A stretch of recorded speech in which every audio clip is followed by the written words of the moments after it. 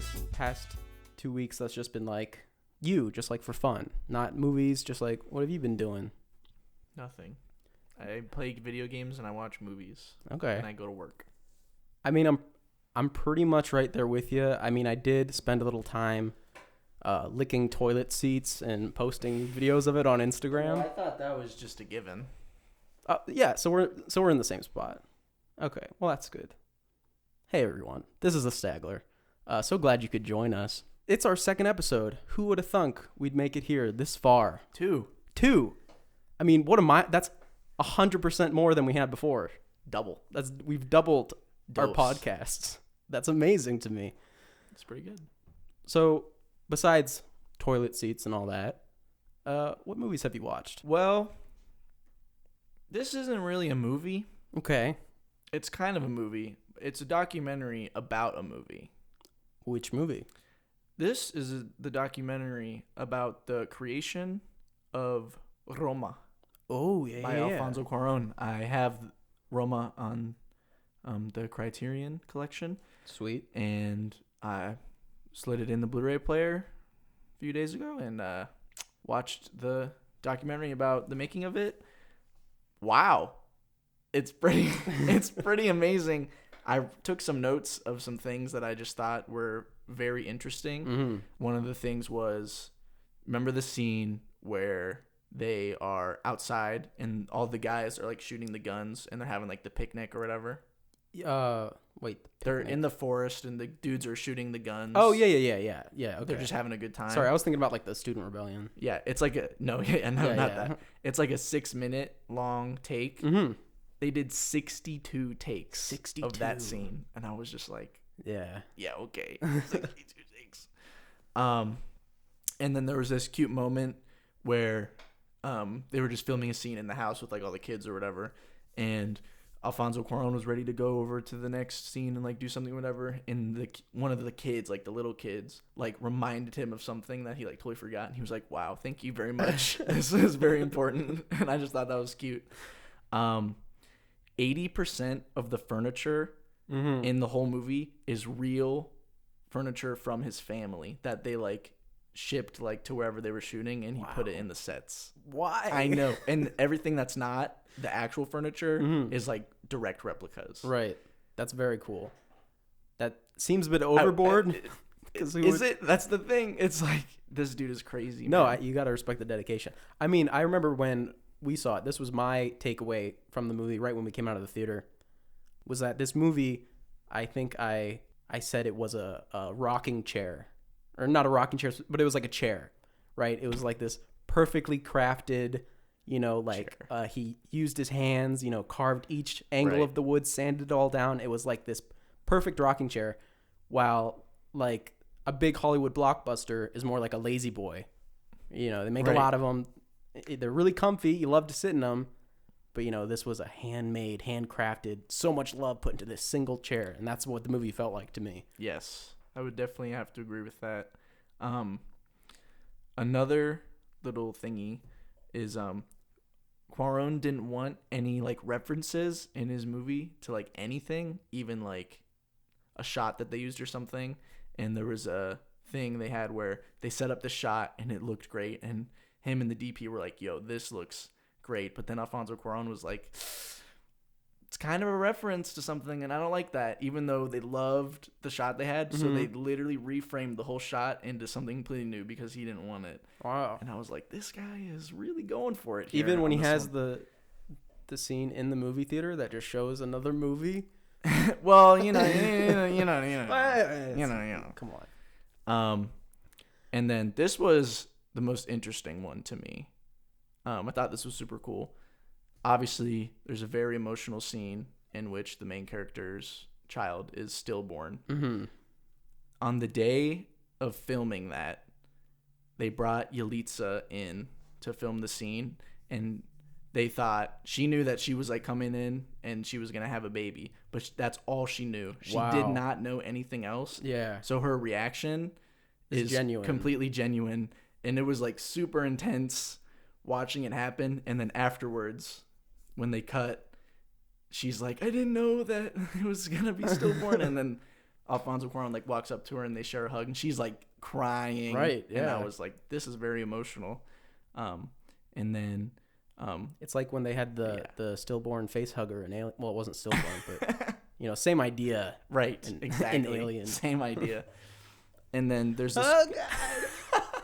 I wish Alicia just when the baby was stillborn, she just went, "Oh God!" Oh Anyway, man. well, the one thing that I heard that you told me was that some of the city blocks were crafted, and it is impossible to tell. Is that true? What do you mean? Like at least one of the shots from when they're walking down the sidewalk in the city was like a set. It was Yeah. They just build everything. They just built. Yeah. He's just like, you know what? I'm just gonna build a whole city. No problem. Hey, good for him. Whatever he wants to do. Yeah. Keep up the good work. And then this is like the final quote from the documentary that I thought was really interesting. Alfonso Cuarón, this is his quote. Might not be exact, but close enough. He said, "Roma is the first film I've made that is the cinema I aspire to make." Oh. And I was like, wow. Can't wait for his next one. I know. I was like, when is your next movie coming out? Because that'll be very exciting. So how long was these special features? The documentary that I watched was like an hour and like 20 minutes Nice. or something like that. So, decent length, Hefty. but very interesting. I'd highly recommend it. It's probably not on YouTube or anything, so you probably It might have be on to get Netflix. I didn't check, but that would it. make Oh, sense. it Yeah. could be on Netflix, but it's for sure on the Criterion Collection. There we go. So, yeah. Did you want to do one or do you want me to keep going? You can keep going. Okay. Another thing that I did was I officially started playing The Witcher 3. Oh, wow. So you're just skipping the first two. Yes. Wow. Okay, You know. whatever. And you didn't read the books either, I bet. I have seen the television show. The television. That's my only experience. Can we? We're probably not allowed to sing "Toss a Coin to Your Witcher," right? Toss a coin to Hey, your hey, Witcher. we're gonna get like copyright claimed or something. Okay, fine. I'll stop. Anyway, Even though I have an angelic voice. yes. Anyway, Witcher 3. How far are you? Because I have played it. I played it. I've beaten it. I have not beaten the DLC, but I'm gonna. I'm not very far. I don't think. Yeah, no, I'm not very far. Have you met up with Yennefer yet? Yeah, and she Okay, was like, okay. "Yo, Siri, we gotta go get her," and he was like, "Yeah, okay." Sure. And that was like one of the Oh last my- things I did. Oh, you know what? It's Like actually right at the really beginning. cool that you're playing this because at the part you're at, I know that there is a twist that I know from the games that hasn't happened yet in the Witcher show. So you're going to be ready for it, and it's going to blow your mind probably. So that's exciting for you. Yeah, I know. Yeah, I like it. I like the how he has like two swords. I don't think he has two swords in the show. He has like a steel sword and a silver sword. Well, for, it's like different it is things. in the book because the show is the show is the books. Right. It is this. I'm pretty sure it is exactly the stories. I haven't read the books, but I'm pretty sure it's the stories exactly from the books. Mm-hmm. And in the books, he carries one sword and the other one stays on Roach. Oh, Yeah. okay. I didn't know that. So he does have two, but he doesn't carry them both around. Right. It was more of a gameplay thing where it's like, do we really want the player to go back to the horse every time? Every time to pick a sword up. Yeah. No, that makes sense. And the signs are way cooler in the game than they were in the show. I didn't even know what they were in the show. Mm-hmm. But now that I know what they are, I thought it was kind of cool. They didn't even use all of them in the show. I don't think. Did they not? I don't remember him using Igni ever. I feel like he did once, or maybe I don't know. They didn't use him a lot. That's my favorite one. That's the one I've been using Yeah, I like most often. Axie, Which one's that? the brain control one, the mind control. Oh, yeah. That one's good. Yeah. But yeah, they're really fun to play with. One thing that I hate, there's a few things I really don't like. The combat, it's not great. The combat is like weird. The lock-on is like horrendous. The lock-on is so bad. And like if you just like push the stick forward to walk, it's so fast. Yeah. He's like running, and that pisses me off. I don't know why. I just want to like, if I want to run, I'll run. Well, if I want to walk, I want to walk. You know, this might be news to you, but on an analog stick, you don't have to push it all the way. I know, but it's too much trouble to just like push it a little bit. Okay. I think that there's people that would agree with me on this. Oh, sure. Yeah. Stupid people. Wow. Okay. And I think the UI is cluttered. Oh, definitely. It's probably a much better experience, like on PC, especially with the bestiary and all that. Have you been reading stuff like that? Yeah, a little bit. I wonder how you're playing it because there is. Well, I do like everything, so I'm like doing everything. I understand that, but there is a point where it's like, when you fight monsters, are you setting up potions and bombs and oils and doing all that? Yeah. Personally, for me, that's half the fun. Half the fun is like reading the bestiary, being like, what oils do I need? Then going out in the woods and picking the right berries, and then making the stuff, and then you absolutely destroy them. Like they go down so quickly. Yeah, I haven't done that, so maybe I should do that. But I do like pick up everything because I really like Horizon Zero Dawn, and it's like the same thing in that game. You can just like pick up things as you're running around. The one thing that I had with this game is that when I started it, I met up with Yennefer, and then I got to like the main continent or whatever. And then I stopped playing the game for like 4 months because I opened the map and all I saw was a million question marks, which is like not objective, but they're like points of interest. Mm-hmm. And I was like, it's too much. I have too many places I can go, and I had to step away for 4 months. And I was really bummed. I was like, man, everyone's saying this game's so great, but I just can't do it. Then eventually I got back into it and I fell in love with it because I was just able to charge in. But seeing like literally 1,000 places to There's go, a lot. It can be a little intimidating. Yeah, I did a loop and I went around to all of them in the first area, like White Orchard or whatever. Mm-hmm. And I went to all of them. Well, yeah, because White Orchard's tiny. It's when you get to the next place. I was looking at the other places and I was like, these other places are really big. I'm going to be playing this game for a long time. Though. I like it so far. Okay. I think the story is interesting, so hopefully. It is. I want to meet Ciri. Some nice places. So.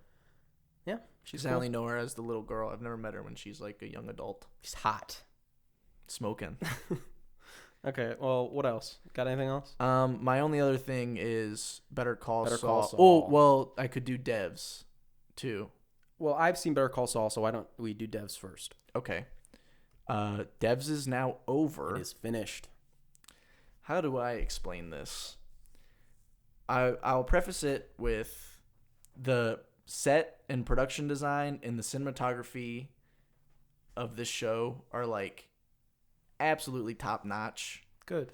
Just kind of, if you've seen Ex Machina or Annihilation, it's basically the same level, but in a TV show. It has a really great concept.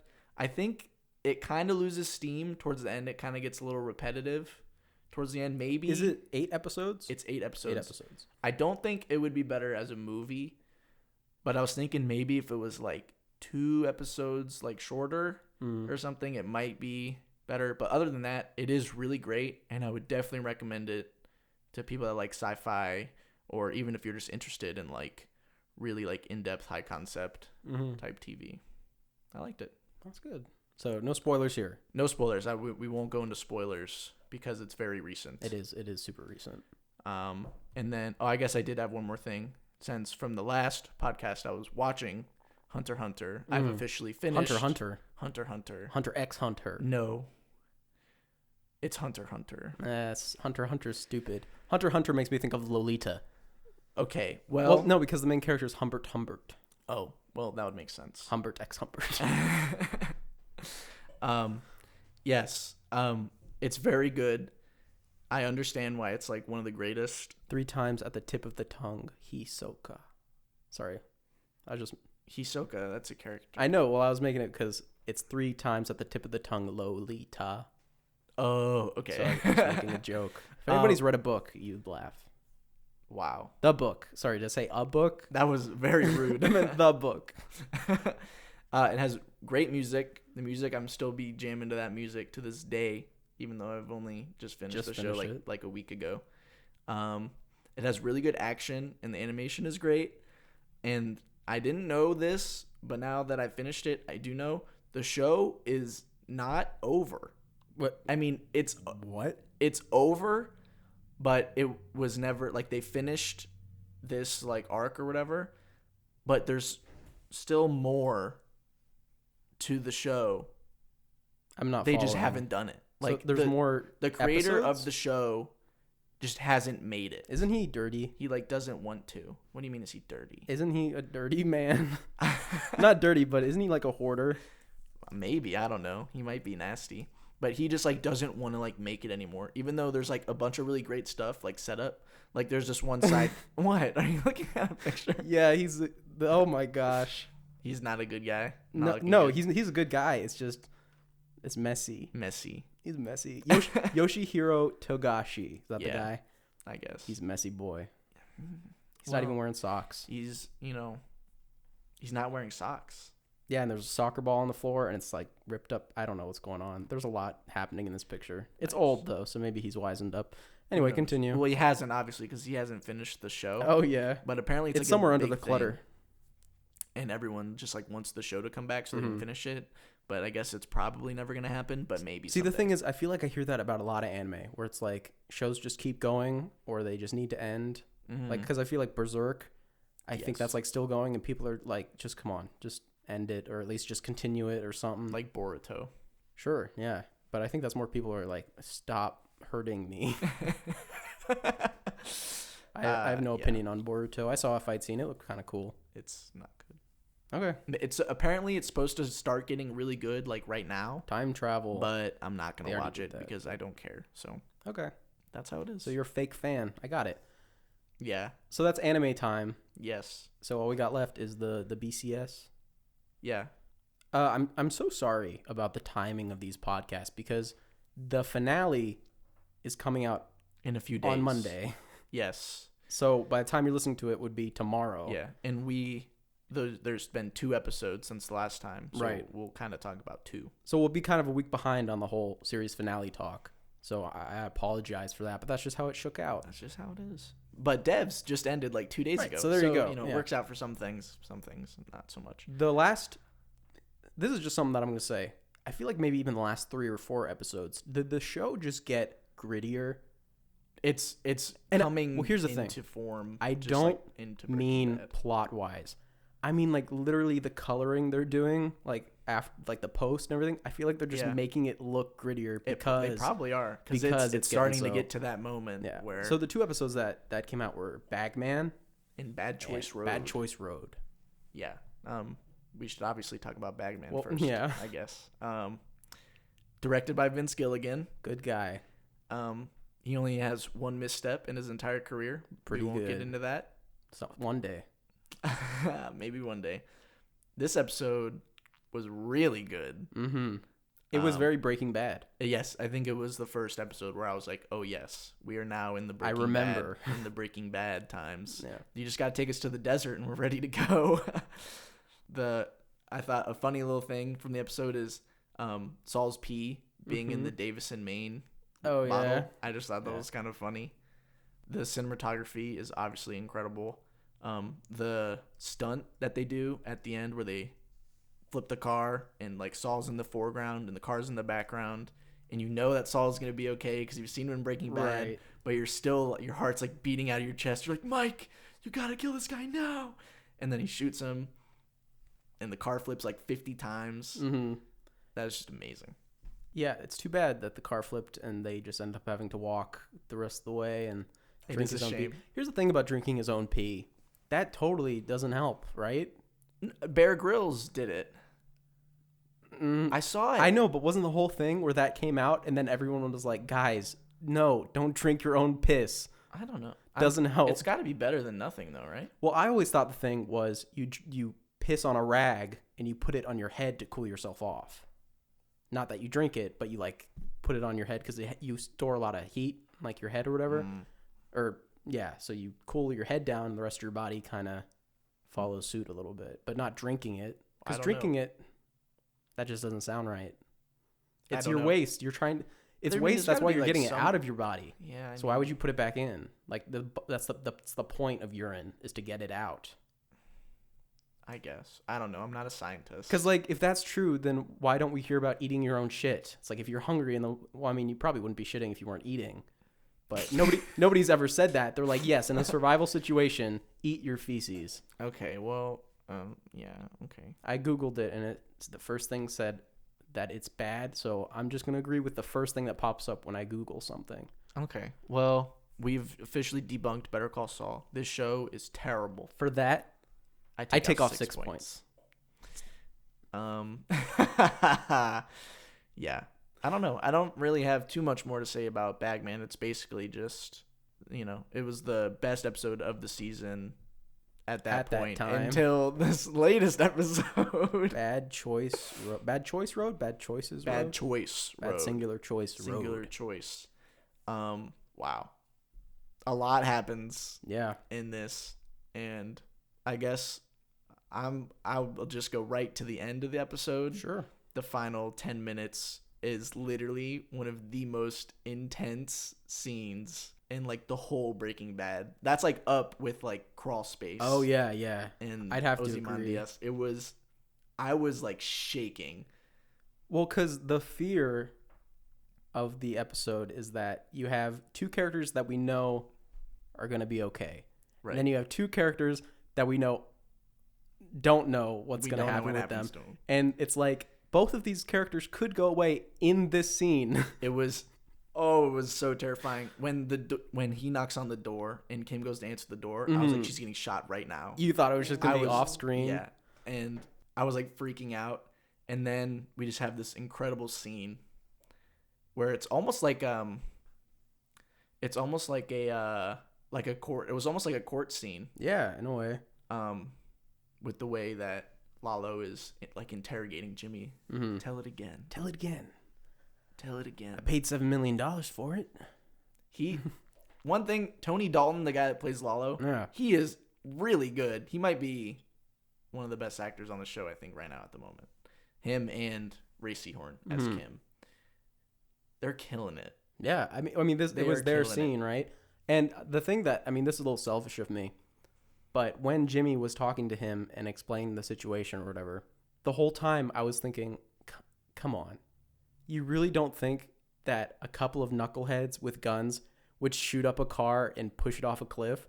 Because I remember the episode before when I watched it and they pushed the car off the cliff, I was like, that looks like a lot of fun. I would love to push a car off the cliff. So that whole scene when that was happening, I was like, Jimmy, just be like, everyone has guns out here. Some people just shot up a car. And then Kim comes in and is like, But the thing about that is that she brings that defense even when she knows that it's not true. Right. Because he has the cup. Right. She sees with the cup bullet earlier. Hole. Right. So she's coming to his defense and standing up to someone when she knows that he's lying, which is really a testament to her character that she's out to defend Jimmy, you know? Yes. It's scary. It was and then the way when she finishes her like long monologue and then Lalo just like walks out the door and just like gets in with Nacho, and I was like, wow. Yeah. I was thinking, because she says something on the lines of like, you can't even trust your own dudes to like go do this thing you make Saul do or whatever. You've got some problems. Could Nacho possibly be in trouble? Well, that's what I'm thinking. It's passing the baton of who's in his crosshairs, right? Right. So I love Nacho. Nacho's great. It would be sad if you had to pick Kim or Nacho. Yeah, it's Kim all day. See, I would pick Nacho only because Breaking Bad exists. Because I know that him and Kim end up not together. So that we know of. So it'd be more sad if she lived and she still was like, okay, I'm done. I'd be more depressed. I'd rather she die. Wow. Wow.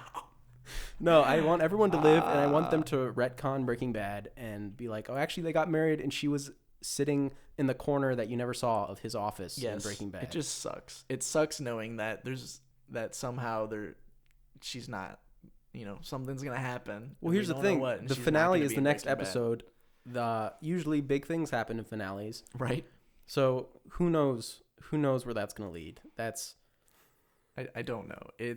I'm very, very excited for the finale of Better Call Saul. Yeah, good television. I mean, what more can you want?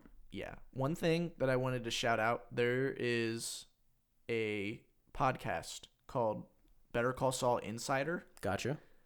And it's 2 editors on the show. Sweet. And they bring on... editors. Yeah, and they bring on, like they'll have, like, Vince Gilligan. Or in the latest episode, they had Ray Seahorn and, like, a bunch of other, like, producers and stuff. And they just go like in depth on whatever the newest episode was. Extremely interesting. I would highly recommend it. It comes out after every episode airs. So it's very good. And you get some good insight into like, the nooks and crannies of creating the show. I just wanted to give it a little shout out because I thought it was pretty good. I just found it a few days ago. I got followed by a podcast that I'm going to be checking out soon. It's a very specific Friday the 13th podcast. Oh, So I think they're doing like each movie. I'm going to check it out. I'll let you know some other time. But since you Okay. brought up podcasts that you're listening Right, to. yeah. I don't know. Is that your week in a nutshell? yeah. I mean, yeah. Other than that, I'm just chilling. Here's the thing with my week. You know me. People who know me would know this, that I really don't watch a lot of TV. Yes. I've watched Breaking Bad, Better Call Saul, Big Little Lies, Mr. Robot, Mad Men, Game of Thrones. Boo. And that's like it. I watch comedy shows, but I don't count comedy shows. I have a weird thing with comedy shows, and like I'm thinking of like The Office. Sitcoms or just comedy? Any shows? comedy show, Okay. because I've seen like episodes of Friends and Seinfeld or whatever, The Office, right? I've watched all of The Office, and I have a thing with shows like that, which are like strictly comedy shows. Okay. And this must just be a me thing, but I hate when comedy shows like The Office have like a serious episode, or like have a really serious few minutes. Like whenever Jim and Pam would have like marital issues or just like relationship troubles, I wanted to shoot myself. I hated it. What? I never cared about Jim and Pam. Blah, blah, blah, make me laugh. I don't want these two people being sad. Like I have a really tough time connecting with people, especially the longer a show goes on, because there's so many jokes that they just become weird people. Like they just become really. Do you know what I mean? I'm just flabbergasted right now in what you're saying. I just never. Whenever there's any serious moment, it never hits me. Just because I'm like I don't know. So you don't care about any of the characters? No, The because Office. it's a comedy show. So it's still about their life, man. To me, no. The reason is I think it's worse the longer show goes on, and The Office was like, Wait, what? hold up, stop. I'm stopping you. Okay. At the beginning of the show, like the first 2 seasons, you weren't like, man, Jim and Pam should totally get together. They totally like each other. It wasn't like totally. I was like, man, Jim and Pam are going to get together because that's how this story will go. You suck. I'm just saying, for some reason, there is an exception. It did get me a little when Michael Scott left. That did And get Pam me. goes to him in And the airport. yeah, that actually did It's a affect me. good scene. But usually, I'm just saying most of the time when comedy shows, like Parks and Rec didn't have one episode that was like a serious bit where I was like, oh, that's sweet. I was just kind of like, okay, whatever. They're together now. What? Okay. Yeah, okay. Go back to the tiny horse. Oh my gosh. I don't know. For some reason, that stuff never hits me because it's comedy and I don't know, man. It's just a weird thing. Anyway, that was a bit of a tangent. I've been watching 2 TV shows, and that's it. 2? One was a rewatch, and then the other one is an older show. They're both older shows. The one show I've been watching, I'm not very far. I'm only 4 episodes in, I think, or 5 maybe. Quattro. It's a show that we talked about last week a little bit. We mentioned it, and it's Battlestar Galactica. Oh, you started watching I started it. Is it good? Yes. to cut off the tension. All right. I'm not All right, I'm not all saying right. it is good. Okay. It starts off as a mini series, which I wasn't aware. I started the first episode and I was super lost, and that's when I realized there's 2 like feature length films before the first episode. Oh. So I watched those. The first one I was like, yeah, the show's pretty good. I guess you have to be more of a sci-fi fan to get into it. Then I watched the second part of the miniseries and I was like, whoa, okay. No, this is what's happening. Okay. The show has a really good way of, I mean, it's like what you see a lot in sci-fi where there's like a lot of lore, to the world. Yeah. There's a lot of tech that they need to explain. There's like stuff like that. Yeah. The basic conceit of the series, and I'm talking about again the 2004 one, not the like one from 1978 or wherever. Right. There's the humans, and they live on 12 colony planets. And they created, way in the past, like 40, 50 years ago or something, they created like another race of robots called the Cylons. And then the Cylons rebelled, and there was a war, and then they vanished. They left. The humans were like, we won. And then the show is they're back. That's the show. It's 40 years later, and the Cylons are back. And we created them, and they're our enemy, everything. It's very neat stuff. Mm. And the show has a way of giving you little tidbits. Like, they do the thing, maybe this is like cliche at this point, but at the end of every episode, basically, you're getting something that's like, you want to find out what this means, right? Mm-hmm. So watch the next episode. Yeah. It's like, what does this mean? They do it all the time. And it's just, the characters are likable, Commander Adama, he's kind of like the main character, I guess. The show is good. That's all I'm saying. I'm eager to keep watching it. Who knows how far I'll be by the next show. but there's 4 seasons. I think it's like 12 episodes a season. But there's a character, and I like her. And this is so not the fault of the show, but the character's call sign, like she's a pilot or whatever, is Boomer. Oh, so whenever it they're hasn't on, aged well. whenever they're on comms, they're Okay, like, Boomer. I heard you. Okay, Boomer. No. And literally everything is like, okay, Boomer. And the thing is, in the first episode, there's a character named Kay, and they're shouting out to each other. So she's going, Kay, Boomer, Kay, Boomer. No. Oh man. And That is it aged just poorly. it tickled me. I could understand. It was funny, and she's nice, but that got me. And And the other thing hilarious. I have with shows, which you know, is the reason I feel like I don't watch a lot of TV is because I do have a tough time connecting to TV characters, especially the main characters in TV. So luckily, in this show, within the first episode, I had 2 people who I was like, these guys. And if you watch the show, I'm talking about Hilo and Gaius. Sure. Oh, they're so cool.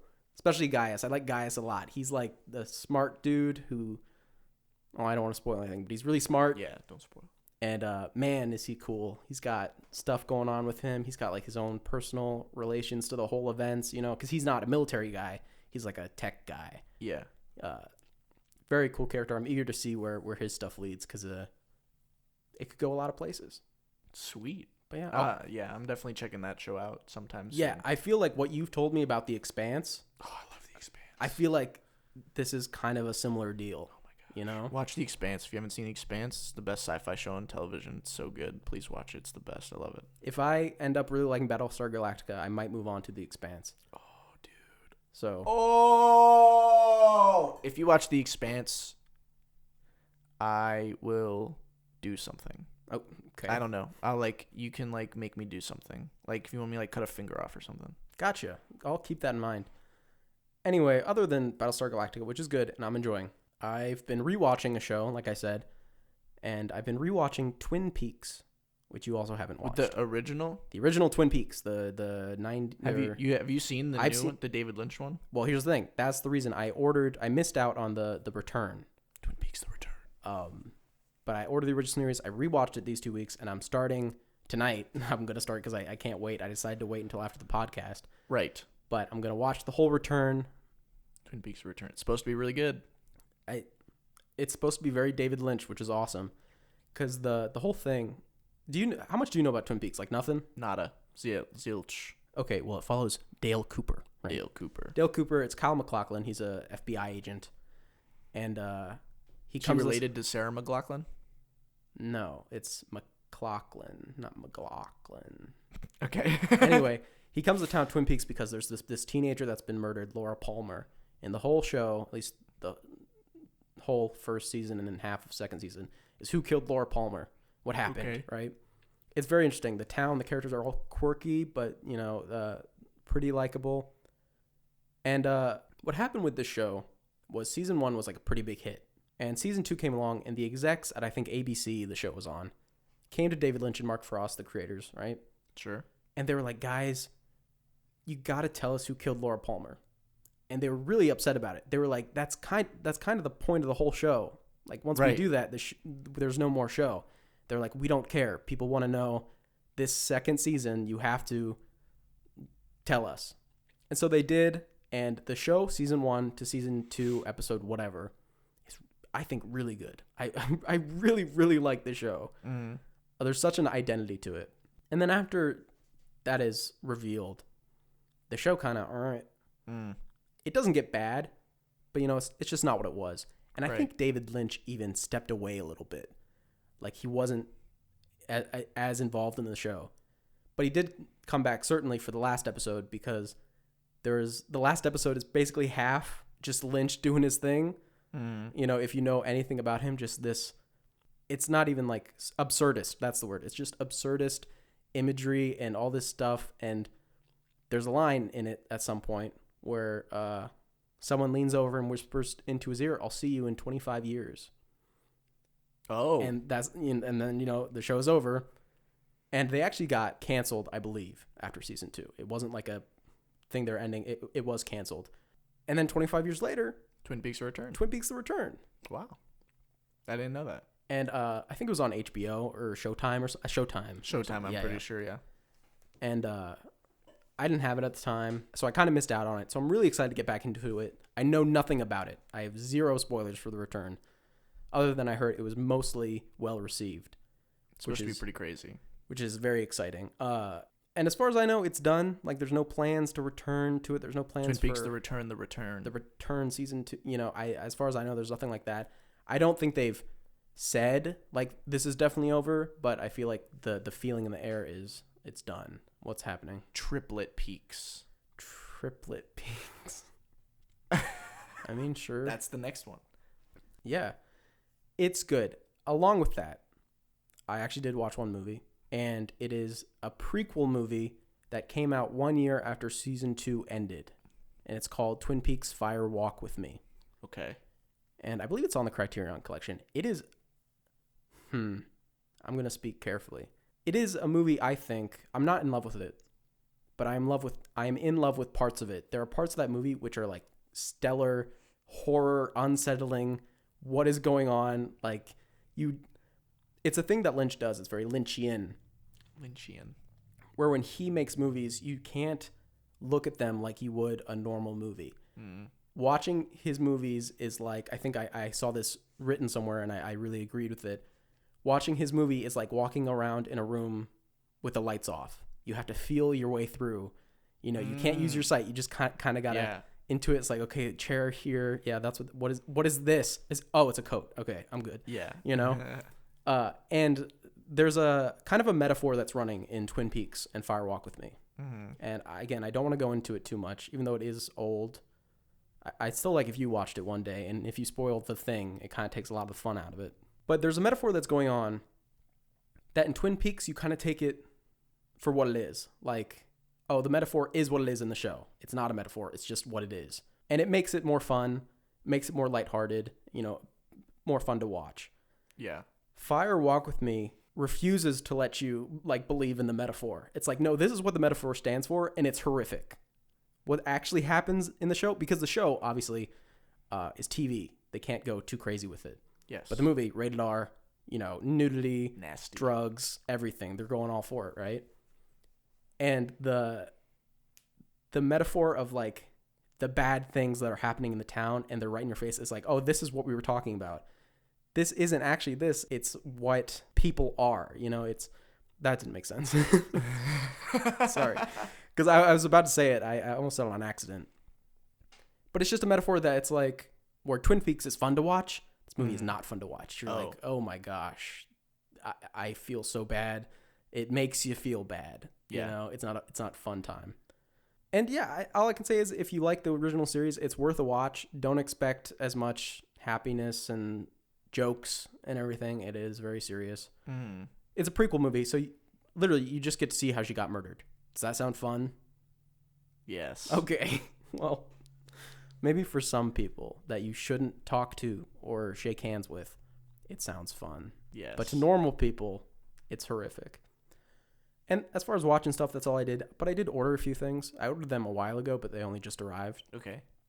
I got a Day of the Dead Blu-ray. Dia de los Muertos. George Romero's movie. You don't know Day of the Dead? Yes. But do you know it?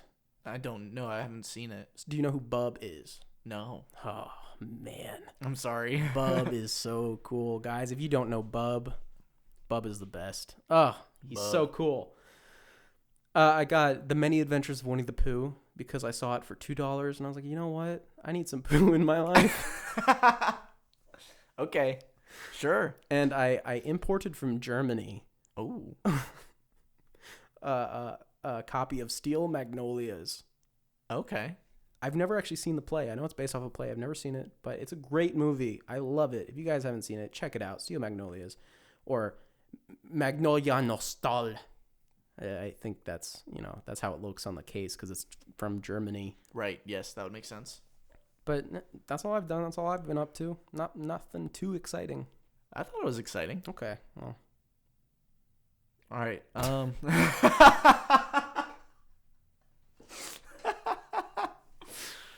News time.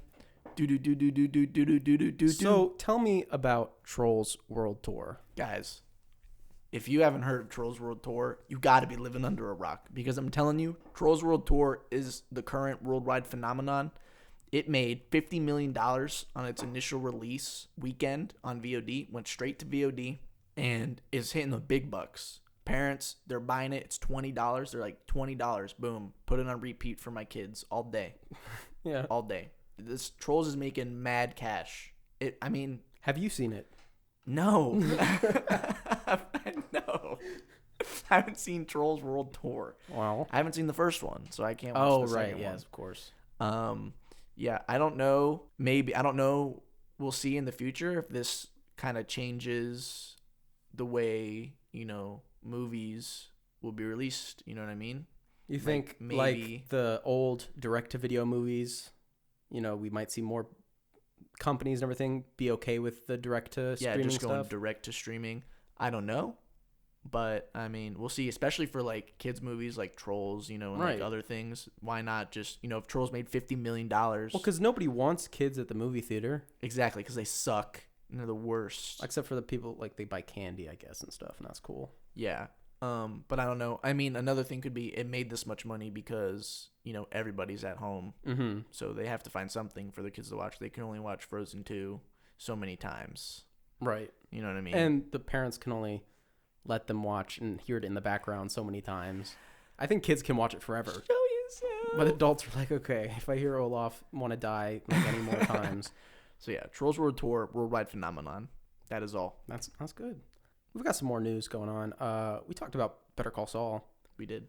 And Bob Odenkirk launched his own production company, Cal Gold Pictures. Oh, recently. Wow. And not much to say about it. It's brand new. Right, of course. It just launched, but wants to focus on what I remember because the link's not loading.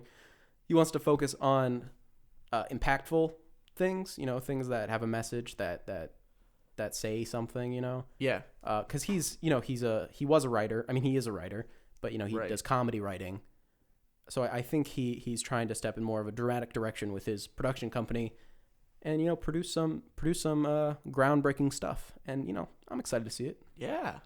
Well, I'll be looking forward to see what he puts out. Yeah.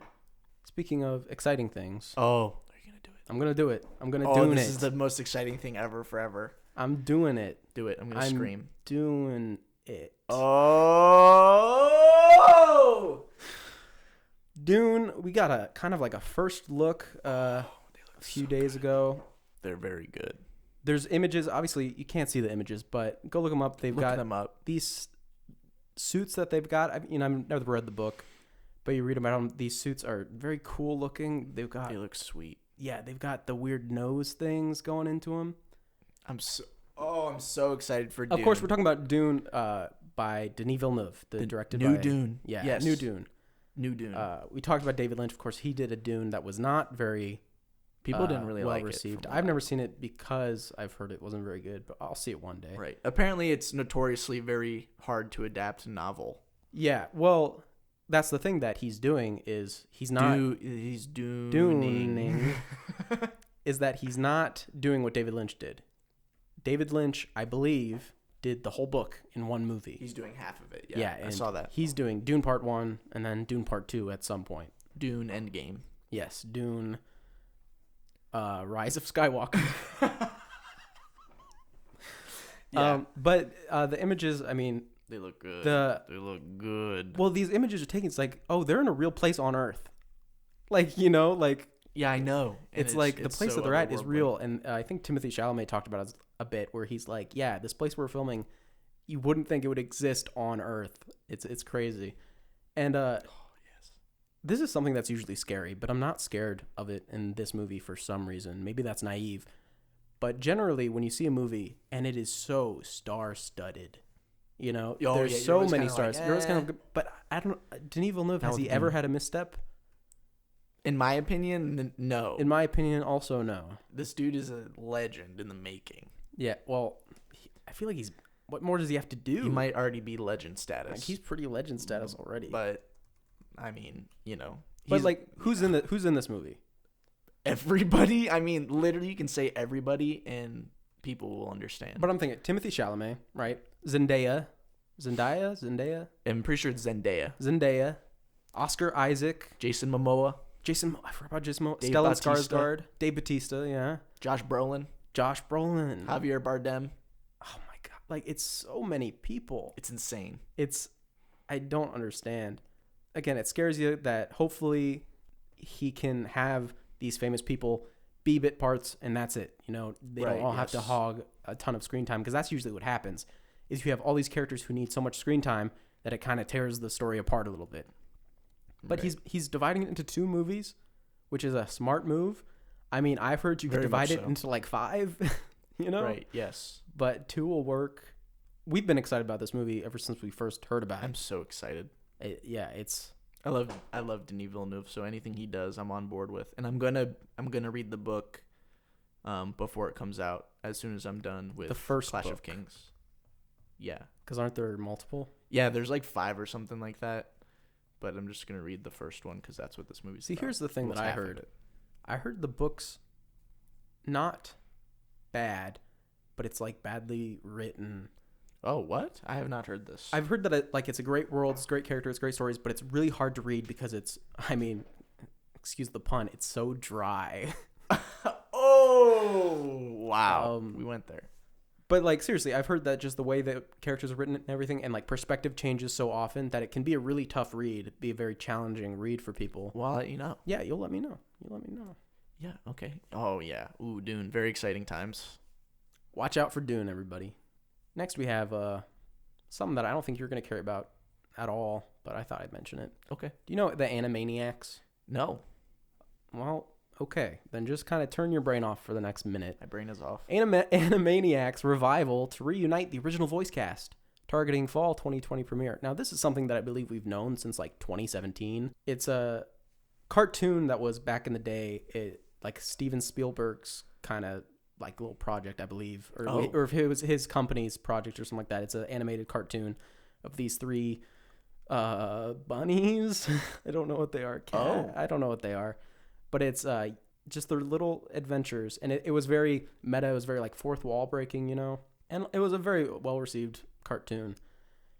So in 2017, we heard that Hulu, I think, like ordered a revival, right? Like way back then. Okay. And then it was like radio silence until now, where it's like, hey, we finally got coming. all the voice actors back. In 2020, it's supposed to be here by fall, right? So I don't know. Thought that was an exciting update. Sure. I mean, I don't care about it, but yeah, exciting. We've got another update that you're not going to care about. Okay, number 2. Shoot it. It's another remake.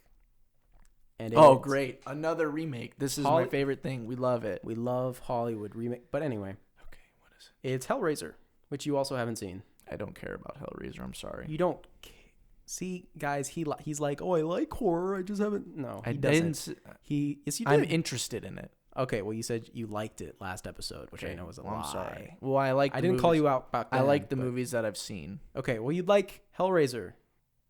Maybe. I don't know what you'd like. Jesus wept. Anyway. I know that scene, so okay. you can't pull that fast one on me. I know what that is. It's a good scene. It's directed. They finally nailed director, because this is something that I feel like we've heard about for a really long time, like 2014, that went nowhere. But they've landed a director, David Bruckner. Do you know that? Recognize? Sounds familiar. I can't say I can name a movie he's done off the top of my head, but he did The Ritual on Netflix, and he did Lighthouse as well, the Sundance ghost movie. Yeah, no, I haven't seen either of those. Okay, well, I haven't seen Lighthouse, but I saw The Ritual. It's pretty good. Okay. So that's exciting that they've nailed someone for that. Hopefully it's I'd love to see practical effects, not a reliance on CGI, because horror CGI, I feel like it just does not mix. You need those practical effects, because even when they look nasty, even when they look a little bit off, it works because it's like uncanny. You know? Yeah. I'll always prefer practical. I'll always prefer practical effects for almost anything.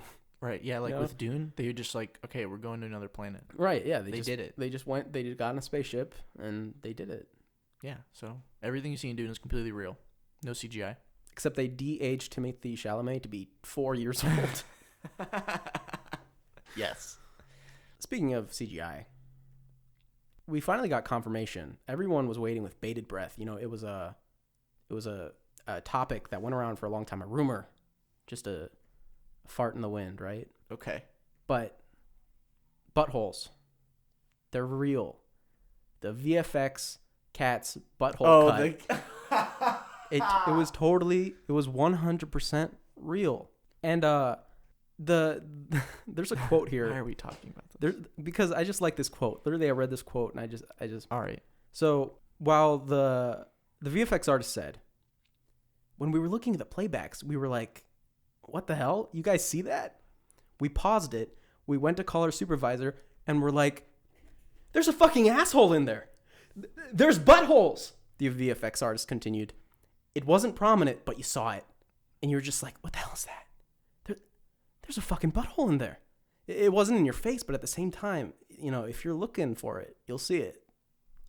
And that's his whole quote. That is the worst thing I've ever heard in my entire life. But the thing that this article goes into, which I feel like we knew about, I mean, we did know about it, but just expands on a little bit, is that the VFX team, I mean, even in all of Hollywood, you hear that the VFX artists are not treated well. They have very strict time limits, most of the time. And the guy calls it slavery, what they had to do for this movie, because they were on such a time crunch. Wow. And he said that Tom Hooper, the director, did not care about them. He was just like, just get it done. I don't care. He didn't know anything about animation. He was just like, we just need it done. Do it. And it makes me think of what they did at the Oscars, if you remember, where Rebel Wilson and the other guy. How could I forget? Do you remember what's the other guy's name? No. Okay. I don't know. The two people who were in the movie, they came out in their cat suits and their furry suits, right? Their fursuits. Wasn't it Josh Gad? No, it's not Josh Gad. It was the other one. The other larger comedian guy. I don't know. Maybe the name's here. I don't know. I don't know. Sure. Anyway, continue. They came out and they kind of ragged on the special effects of cats. They smoked them. And it kind of pissed me off. I was like, wow, guys, the VFX isn't the only thing that made the movie bad. It just made the movie even worse. And it wasn't their fault, because if they had unlimited time, they could probably make it look great. But when you're saying every actor needs to have a full body of hair and you have 6 months to do it, here you go. It's like, what do you expect from that? I don't know. I just remember that really rubbing me the wrong way, because obviously a whole team worked hard on it. James Corden and Rebel Wilson. Well, there you have it. Guys, that was not a good look, in my opinion, at the very least. Right. Yeah, treat people, especially VFX artists, with respect. Yeah, and they work hard. Because, they're never the ones that's names get thrown out there. Right. Editors, VFX, set people, none of them it's directors and actors, right? Exactly. And, the movies wouldn't be made without them. Truth. That is the truth. And usually, if you ever see like a bad VFX shot or something, you're like, wow, that really sucked. It's not because the person that did it sucks. Had no skill. It's because they did not have enough time. Right, exactly. They just had to get it out there. So just always remember that. Martin Scorsese, he has a movie that he's trying to make called Killers of the Flower Moon. Yes, I've heard of this. And it's DiCaprio and what's his name? Chalamet, or is it Tom Holland? De Niro. De Niro's in it? I thought Tom Holland was going to be in it. Maybe I think he has two. He might be another one. I think they're the only ones confirmed for this, but it's called Killers of the Flower Moon. Yes. And Paramount was going to be producing it, right? Sure. And do you want to guess this movie's budget? $490 million. Okay, well, close. It's 200 million, or over 200 million. Yes. I'm not sure. 200 million plus. And Paramount was just like, what? You want $200 million for this? It's like, what do you need 200? And they're not doing it. So they're looking at Netflix to kind of jump on board. What? That doesn't even make any... They're not going to give Martin Scorsese $200 million to make a movie when he made The Irishman last year for like $200 million. I don't know, man. But they're going back to Netflix, or they're one, or Apple or somebody to come in and hopefully Netflix does it to kind of rescue the movie. And I don't know. It's what you hear about Scorsese is that he's kind of, I mean, I don't know if it's right. But what he likes to do is he likes to take a million takes. He needs a million takes for each shot, and then he goes back and cuts through it. So he probably has if he has an hour of film, he probably has over 100 hours, maybe even over 200 hours for each hour of film. Like, you know, Yes. That's crazy, but you know, it's how he does it, and he makes good movies. I can't believe that they're not going to give him money for it. I mean, I can at this time. Yeah, I guess. Just think about what's going on right now. It's sure. like they don't have, they got to kind of play it safe.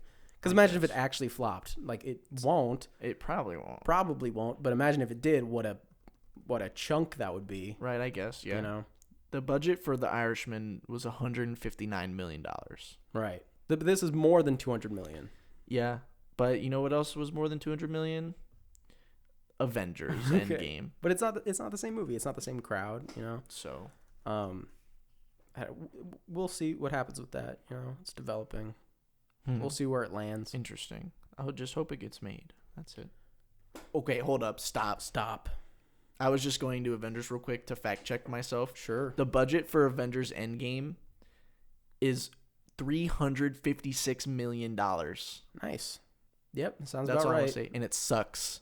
Avengers Endgame sucks. It's a bad movie. And I'm not going to go into it right now, but I'm just letting everybody know Avengers Endgame is not good. It's bad. Also agree that it's not. Well, we have a thing, right? We have should we get into it? I don't want to talk about it. Not Avengers even a little Endgame. bit. I'm going to get really angry if we do. I just meant Marvel movies in general. No, whatever. What else do we have for news? Yeah, no Avengers Endgame talk. We're done. We'll have an episode. We'll have an episode at some point that's just like about Marvel, maybe. We could throw DC just like superhero. Sure, yeah. And its effects, you know, going forward in the and future. We can talk about how much we hate Avengers Endgame because it sucks. Okay. The Eddie. Netflix releases trailer for Damien Chazelle's upcoming miniseries. Oh, whoa. Yeah. So the Eddie, it's got jazz. You know, Damien Chazelle, he's the director of La La Land. You like jazz? Good. Check mark for that 10-year-old joke. Not 10, like 5. Anyway, what is it? He's the director of La La Land, The Eddie. The Eddie. Okay, here we go. I see it. Yeah. Yes. Hit streaming service on May 8th. And it's his first foray into television, you know? Yeah, he didn't write it, though. I see. Mm-hmm. He's just a director. He directed all of the episodes? I mean, I assume, or created it at least. I don't know. Anyway, continue. The Eddie. Damien Chazelle. It's a jazz club. They've got to make money. They're in debt to some gangsters, you know? I think it's in Paris because there's people speaking French. Paris. Oui. And, you know, I love his, like, the music, the way he does music and everything. I mean, he obviously has a great passion for music and stuff because, like, all of his movies or everything he's worked on almost is, like, music is a pretty big part of it, you know? Yeah. You know, it's interesting. I'm not saying the trailer, I watched it, it didn't really blow me away. I was just like, yeah, it looks like it could be good, you know? It really depends for me on the music. Right. I'll definitely give the soundtrack a listen. I believe they're dropping a full soundtrack on May 8th, the day that the show comes out. Nice. So I'll probably listen to that, and depending on how much I like the soundtrack, then I'll watch the show. Okay. You know, if I like the soundtrack, I'm like, it's not great, then maybe I'll skip it. But if I like it, we're going in. Interesting. One final piece of news here, and it's not a great note to end on. Do you want to take this one? Yes. A beloved voice actor in the anime community. I hope I pronounced this right. Keiji Fujiwara passed away just a few days ago. He was 55.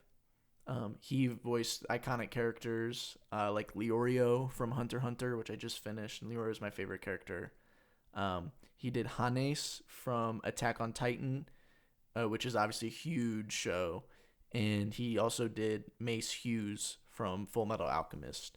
And, I mean, those are just a few of... He's been in, like, a bajillion I'm also things. seeing he did someone from Death Note, Shuichi Aizawa or something like that. Yeah, I don't know. I haven't seen Death Note, so I don't know. Yeah. And I'm pretty sure he was in some Final Fantasy games. Was it cancer? What? Yes, I heard that he did pass from cancer. Yeah. 55. Wow. Yeah, too young. A voice actor especially could work for much longer, you know? Like, he had a lot to still do, you know? For sure. I see here, this is interesting, that he also dubbed from 2000 all the way until now. He dubbed in Japan all films starring Robert Downey Jr. He was Robert Downey Jr.'s Japanese voice. What? from 2000 to 2020 He's Iron Man. into Doolittle. So like, He's Doolittle and Iron he's Man Iron and Man. Sherlock Holmes. That's pretty awesome to be the Japanese voice for those characters. Like that's legendary. That's sweet. Wow. That's awesome.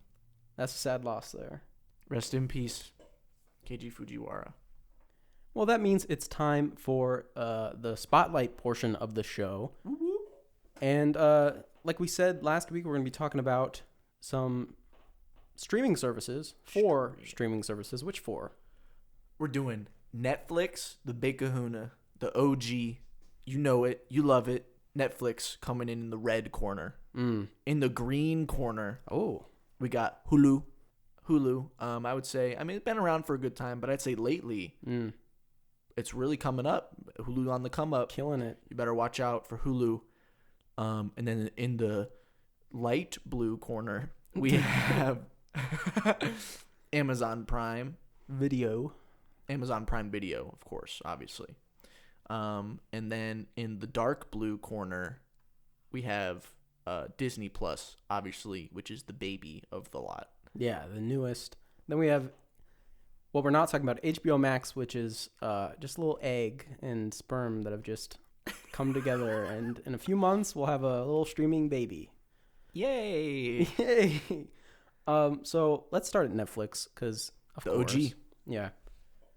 Starting at what, like $9 a month, and that's for a really basic.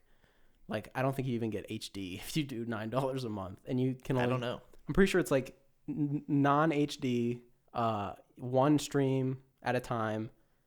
But it caps out at $15.99 a month, $16 a month, and that's you get like 4 streams simultaneously, right? You get 4K section unlocked and everything. Okay. I mean, that's what I feel like most people are going to go for. But there you go, from 9 to 16, depending on your taste. Yes. Right? So, why don't you give us what's a good one off of Netflix? Netflix. Oh boy. All right. I'm gonna start it off real hot with a real hot one right off the bat. There Will Be Blood is on Netflix. Yeah, everybody. it is. That is, it's one of the greatest movies Yeah, just full stop of all time. Yep. It's so good. If you haven't seen it, I highly recommend you go check it out. Daniel Day-Lewis gives one of the greatest performances ever. Yeah. I'm Daniel. Oh, wow, that was bad. I'm Daniel Plainview. This is my son and partner, Still HW. bad. HW It's Plainview. better, but I'm an oil man. If I have a milkshake and you have a milkshake, yeah. Okay. here's my straw. Look, here's my straw. Okay. Can we hurry this up? My straw reaches all the way. I don't remember. And then Yeah, it says, okay. Drink your milkshake. Anyway, Yeah. Drink it up. good scene. Good scene. Good movie. Good time. Is that on Netflix? Good time. It's on Netflix, right? That's not my recommendation. Yes. But yeah, that's a great one. I have a question for you. I have an answer, possibly. The thing that I have with Netflix, and this is probably my biggest gripe with it, is that I feel like I see the same 12 movies, and that's it. Don't get me started, bro. It's hard to find the Right. the one. Sometimes it's hard to find Because like, they try so hidden hard gems. to tailor it to your tastes. So basically, Yes. whatever you watch first is just gonna be you're gonna be stuck with like 12. Yes. And it's something that I feel like Netflix has it the worst, where it's very much the worst. Where I load up someone else's Netflix on accident, and I'm like, what is this? What are these What movies? are all these things? This is a whole different world. Right. I feel like that is actually like a gripe I have with Netflix is that it's so tough without knowing the movies and just searching them to get recommended agree with new that. stuff, Anyway, I have another recommendation from Netflix. And it is a South Korean film. And it is Burning, which came out in 2018. Mm-hmm. And this movie is a bit challenging. You got to pay attention. It's a thinker. And it's a movie that I think when I came out of it, like I stood up for my seats. I remember because my friend was at the theater and I left without talking to him. And I stepped out of the theater and I walked out the doors and I was like, man, that movie was okay. I was like, oh, the movie's fine. And then I walked through the doors of the theater outside, and I got a breath of fresh air, and I was like, oh my God, wait. That movie was amazing. I just got it. Like, I just got it. Walking out of the theater, I was like, I misunderstood the whole movie, and it finally clicked, and it turned the movie into, honestly, like a 10 out of 10 for me. It's so good. It's a movie that, how long were we thinking about it after, like, months? I still think about Burning, like, almost on the daily. Yeah. I'm just like, ooh. Have you watched it twice? I've seen it at least twice. I've seen it at least twice. I've seen it only twice. I might have seen it a third time. I can't remember. Gotcha. Yeah. It's a thinker. Let's do that. It's a thinker. So good. It's a mystery movie. You follow a young guy who meets this girl, and they kind of start a little bit of relationship, and she goes missing, and he's just trying to figure out what happened. And that's the movie. It's good. And Steven Yeun is in it. Yes, Glenn from The Walking Dead. The Walking Dead. If that helps. Yeah. He's in famous, it, and he's really good in it. He's very good. Yes. He's the perfect pick for the role because he is like Korean American, right? Sure. Yeah, I don't know for sure, but yeah. I believe he is, and that's his character is also that in the film. Or at least he was living in America for a long time. Yeah. And yeah, it just works. Just his body language compared to the other Korean actors, it's very well done. He plays it very well. Yeah. So, yeah. Ooh, Burning. Now I'm just thinking about it. Ooh, thinking about it. She's saying something, man. She's saying something. Bro, don't get me started. Oh man. Okay. Woo. What's need to next? Continue. This movie still for Netflix. Yeah, we're still on Netflix. We're throwing these out rapid fire. We're just trying to get some good stuff to you guys. Yeah, we're throwing them out. This movie is from 2017. You probably haven't heard of it. Maybe you have, but people listening probably haven't heard about it. It's called The Endless. And it's from these duo director squad, Justin Benson and Aaron Moorhead. They're pretty new. They only have a few films. This is probably their most like successful and like widely accessible one. They have a new movie coming out too soon with Anthony Mackie in it, which I'm excited for. But anyway, The Endless, it's a sci-fi horror fantasy type thing. I don't really know how to explain it because it gets kind of crazy. Yeah. Especially towards the end. But I would definitely recommend it. I don't think it's a great movie, but it is good, and it has some really, really interesting like ideas and parts in it that will really get you thinking. And I've only ever seen it once, so maybe on a rewatch I'll like it even more. But I would highly recommend The Endless. It has a really, really great poster. Oh yeah? Yes, the poster is very good. But I would highly recommend it. And it's on Netflix. That is a cool poster. And you probably won't see it like on your homepage ever. So you'd have to like search it up. Go search it. Yeah. It's very good. I would recommend it. Yes, The Endless. Next, I have a movie from 2015, I think, starring Brie Larson, and it's Room on Netflix. Room is, I think it's Brie Larson's best performance. Some might say it's her only performance. Oh, God. Oh, jeez. No, I think she really is fantastic in this. And the kid, Jacob Tremblay. He's famous. I've heard people say that like they hated him in this movie, and I really don't get that.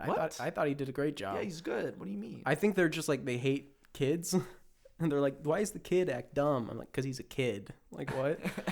And he's been living inside of a box. Right. Yeah. So this movie's about a woman who was kidnapped at like 17, and she's been stuck in a shack for like 10 years, and had a son with her abductor. Against her wishes, obviously, but she cares for him. And all I'm going to say about this movie is that I really liked it until the halfway point. And then from the halfway to the end point, I liked it even more. I loved it because it went somewhere that I wasn't expecting. I kind of thought things were going a certain way, and then it turns on you, and you're like, oh, this is what the movie is now. Mm-hmm. And it does that neat turn. It's something that I hadn't seen before, and I believe it was a book, adapted.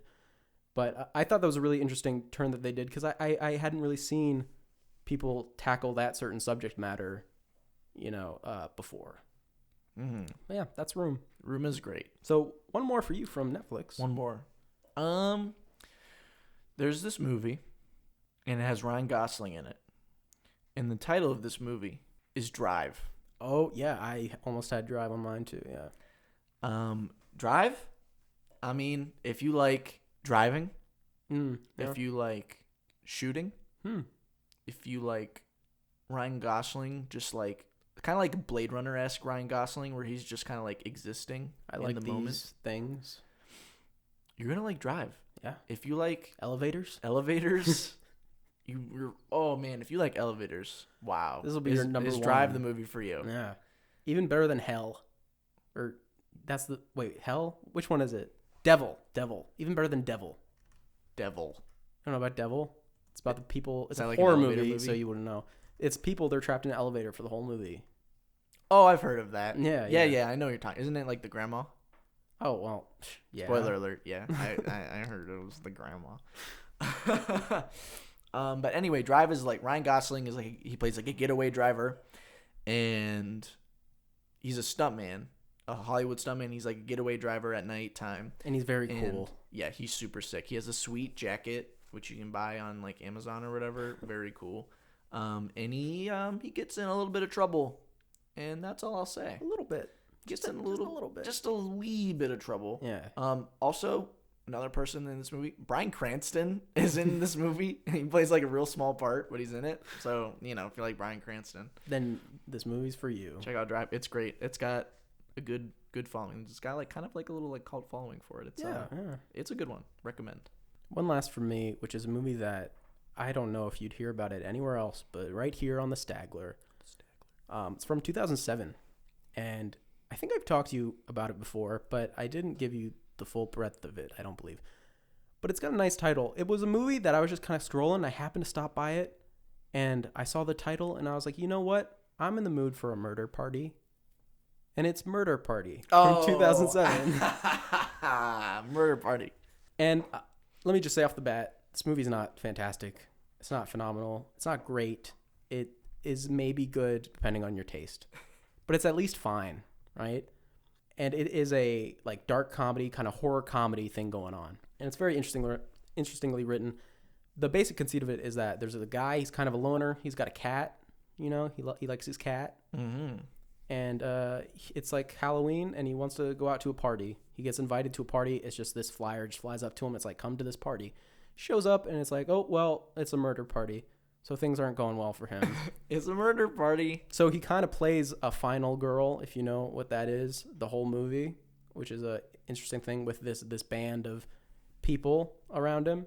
And the last, 30 minutes, I will admit the middle section slows down a bit, which is weird to think. But the last 30 minutes really knock it up to 10.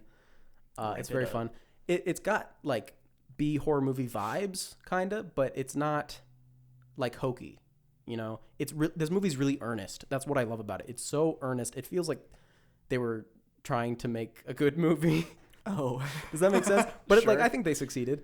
But it's like you think of a movie like a horror comedy. What do you think of Zombievers, right? Love Zombievers. Zombievers Great has flick. its place. I like Zombievers. But this movie is not like that movie in that it's earnest, it's trying, and but it still accomplishes horror comedy. It's not like, oh, look at the funny zombie beaver, which is funny, Right. but it's really trying, and it's trying to stay more grounded, and I think it pulls it off. It stars Macon Blair, who's been in a few things. I don't know who that is. That's okay, but the director has worked with Macon Blair a lot, and his name is Jeremy Saulnier, I believe it's pronounced. Do you know him? No. Well, you do. He directed Green Room. Oh, Yeah, and wow. Macon Blair is in Green Room too. He's Picard's little buddy. Oh, yes. Yeah. Picard. And Green Room is he made Blue Ruin before that. So he made Murder, which is like red rum backwards, so it's like red, then Blue Ruin, which is blue. Green Room is green. Ooh. So maybe yellow one day. Who knows? Yellow. But I am looking out for what this guy makes because I enjoyed all three of these movies. I think they each got better as he went on. Sure. Because, you like Green Room, right? I do like Green Room. Yeah. It's a good movie. Green Room is quite good. It's like a horror thriller, It's very, very intense. Yeah. The whole It's time. It very is intense. very, very intense. So, yeah, I think it's a good look back to... Because it does even almost have like a student film feel to it at certain points, you know? I think it's worth your time, especially if you like Green Room. Maybe take a quick look back. Murder Party. And that's our Netflix Rex for you. So what do you want to hit next? Hulu. We'll go in order. Hulu. Staying in line with kind of like the horror comedy type thing. There's this movie on Hulu called Mom and Dad. Oh, yes. And I freaking love this movie. This movie is so great. It's about... Who's the star? Let's say who the stars very first. Important. It's a Nicolas Cage movie. Nicolas Cage is Dad. In Mom and Dad. And the movie, it's so funny, just the premise.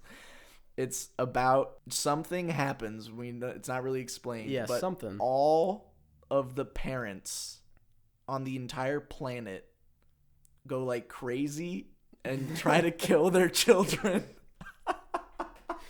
Now, I feel like laughing when you say that with like no context of what the movie is like horrifying. It sounds why is bad, that funny? But it's so funny. It really is. Nick Cage, I don't know what kind of stage in life he was when he made this. It's from like 2017. He dials it up so hard in this movie. Sawzall. The Sawzall. It saws all. I love this movie. It has terrible reviews. Yeah. And like, listen. It's misunderstood. Is it really is it a good movie?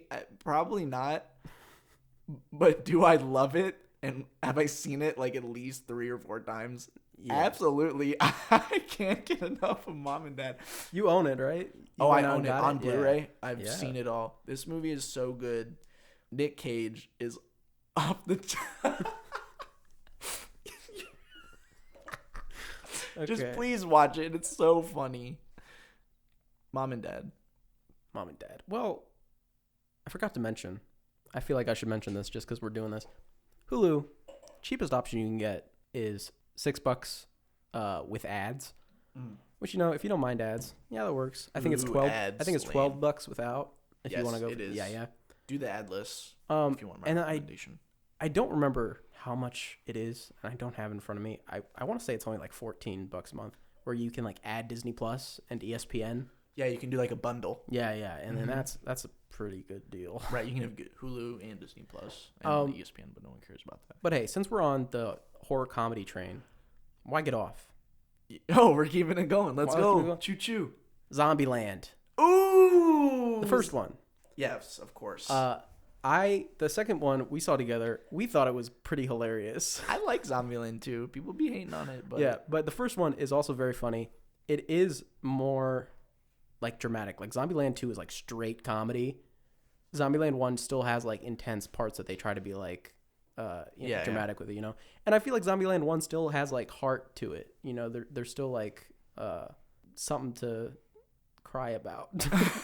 But like Zombieland 2, it's all fun. It's like, oh, there's no real danger. Zombieland 1, it's like, oh, this character might die, Right, yes. But yeah, I love this movie. I fell in love with it when I first watched it. Zombieland's great. Again, I've said zombie movies are kind of my thing. It's a guilty pleasure. Just put me in that world, and For sure. It's perfect. But yeah, Emma Stone is in it. Woody Harrelson. You know what Zombieland Jesse Eisenberg. is. Yeah, how do you not know? Everyone knows what Zombieland is. It's a classic. Yeah, it's just living in the zombie apocalypse. You gotta do what you gotta do. Double tap. Rule 1. Rule 1? Rule 2? Rule number 1 is Cardio. Double tap something. Is it number 2? I don't know. I know rule number 1, cardio. Yeah. All the time. Yeah. I used to know a lot more. I was kind of a nerd. I don't know many of them. All right. Well, another movie that is on Hulu. Sadly, we're going to have to jump off of the horror comedy train. Dang. But we'll stick with the comedy part. Sure. Just not the horror part. We'll do the dramedy. Okay. I, Tonya. Hey, I almost put that on my... We're so like... We're similar. I, Tonya. It's on Hulu. It's based on a true story. Margot Robbie. Robbie plays Tonya Harding. Yes, Tonya Harding.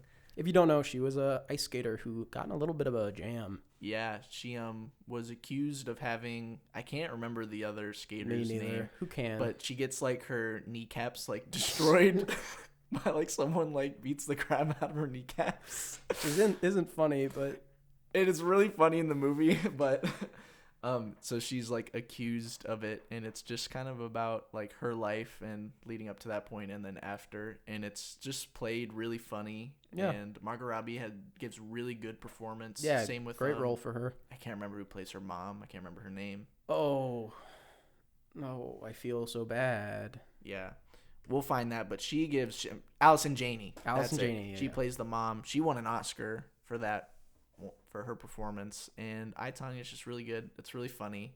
Yeah, it's hilarious, even though it's such a dark situation at times. Right. Yeah, but it's just a really fun. It's really fun. There's a lot of fourth wall breaking and stuff. So if you like that kind of stuff, it's a good time. It's a very fun movie. I would definitely recommend it if you haven't seen it. I have a movie that's not so fun. Oh, we're getting off the happiness train?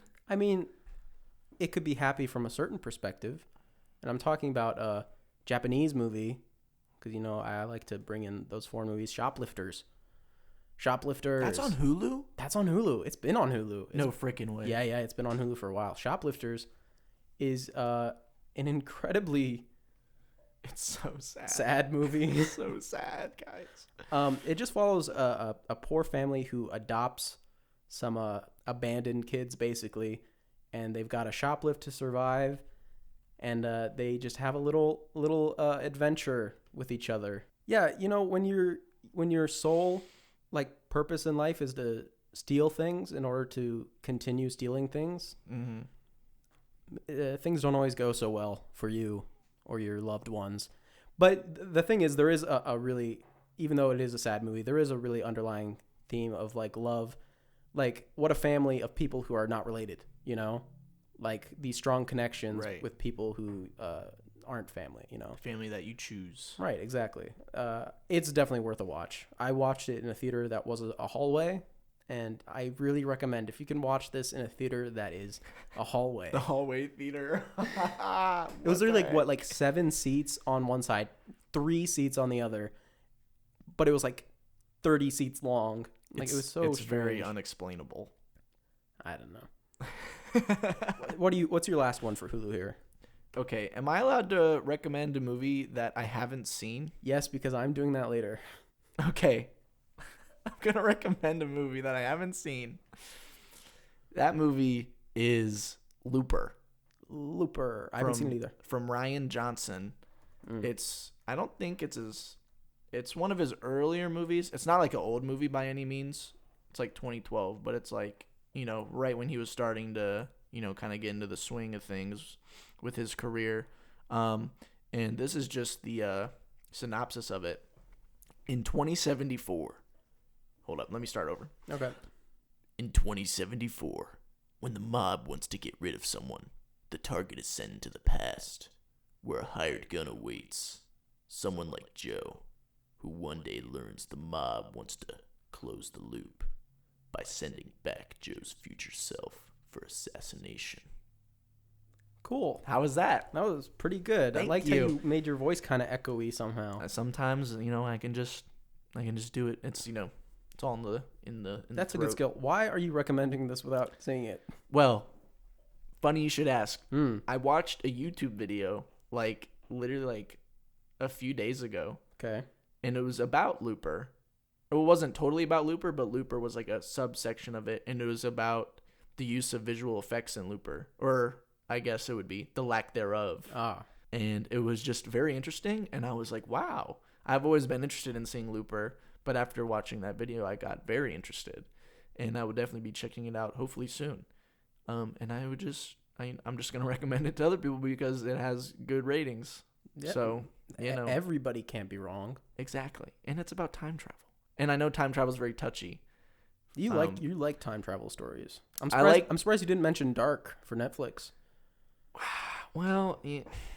Well, now we have to. Guys, Dark is the best show on Netflix. It's German. And it's in German. When you start it on Netflix, it's going to be in English dub, and you're going to be like, what's happening? Hey, see, that wasn't the case for me. I don't know what's up with you. Oh, that happened to me. Hopefully it doesn't happen to you, but it's in German. and it's 2 seasons right now. The final season comes out this year, and it's crazy. It is the best show, and I'm not. It has to do with time travel since that's what we were talking about, but I don't like it as much, but it's still good. it's the best show on Netflix. Don't listen to It's like the Justin. I don't know 8th best, something like that. Wow. Hey, top 10. Come on. Also, I just want to mention, this is kind of just going back to Netflix. Sorry, Hulu. But if you want like Bollywood content or like Indian produced content, that's like 50% of Netflix. I don't know if you guys know this, but there's so much. So if that's what you want, Netflix, I mean, just stop listening now. Netflix is for you. Get on there. Anyway, is it my turn for Hulu? Yes. I have another one. This is an animated movie that I haven't seen since I was like 6. So maybe it's bad. I don't know. Oh, okay. But I don't think it's bad. But it's called Spirit. Stallion of the Cimarron. Bro, this is my favorite movie. Robbed at like the 2005 Oscars or whatever. Yeah, Absolutely robbed. Exactly. It's about a horse, and you know what? He just wants to run, man. But the man is keeping him down. But I remember this being a very, as a kid as I watched it, it was a surprisingly mature film for a children's flick. Mm-hmm. You know, but I feel like it can resonate with kids because kids do kind of want a freedom that isn't granted with them. You know, I feel like there's something there that, because that's what happened to me. That's what resonated with me is like, oh, I want to run, but I gotta sit down and take Flintstone vitamins. But yeah, Spirit, Stallion, Cimarron, you probably know it. You at least heard of it, right? Yeah, it's I would say it's like semi-popular, at least maybe, especially if you were a kid, you know, you liked horses. And a lot of people like horses. Matt Damon voices the horse. Man. The horse doesn't talk, but it has like its mind. Yeah, inner monologue. So you know, imagine if the horse did talk. That'd be a much different movie. It would be very, very different. Wilbur. Anyway, it has an amazing soundtrack too. Yeah. The soundtrack is fire. Oh yeah, Spirit. Ooh, I can't believe you did that. I know, man. Well, because I didn't even know it was on there. I was doing that, and I was like, either. Spirit. I forgot about Spirit. I was like, I remember Spirit now. How did It's I ever so forget? good. Oh So yeah, good. Spirit's so good. Check it out. Next up, We're moving to Amazon now. Amazon Prime Video. Amazon Prime. $8.99 per month if you just want Prime Video, but for the full Amazon Prime membership, I believe it's $13 a month. Oh, very, very interesting. I think you get like 3 streams at a time as opposed to Netflix's 4 when you do the full. But also, package. the other thing with Amazon Prime is it has the things that are like included with it that you can just watch with the subscription. Yeah. But it also has like every movie that has ever existed in the entire history of mankind. You can rent it for like $4.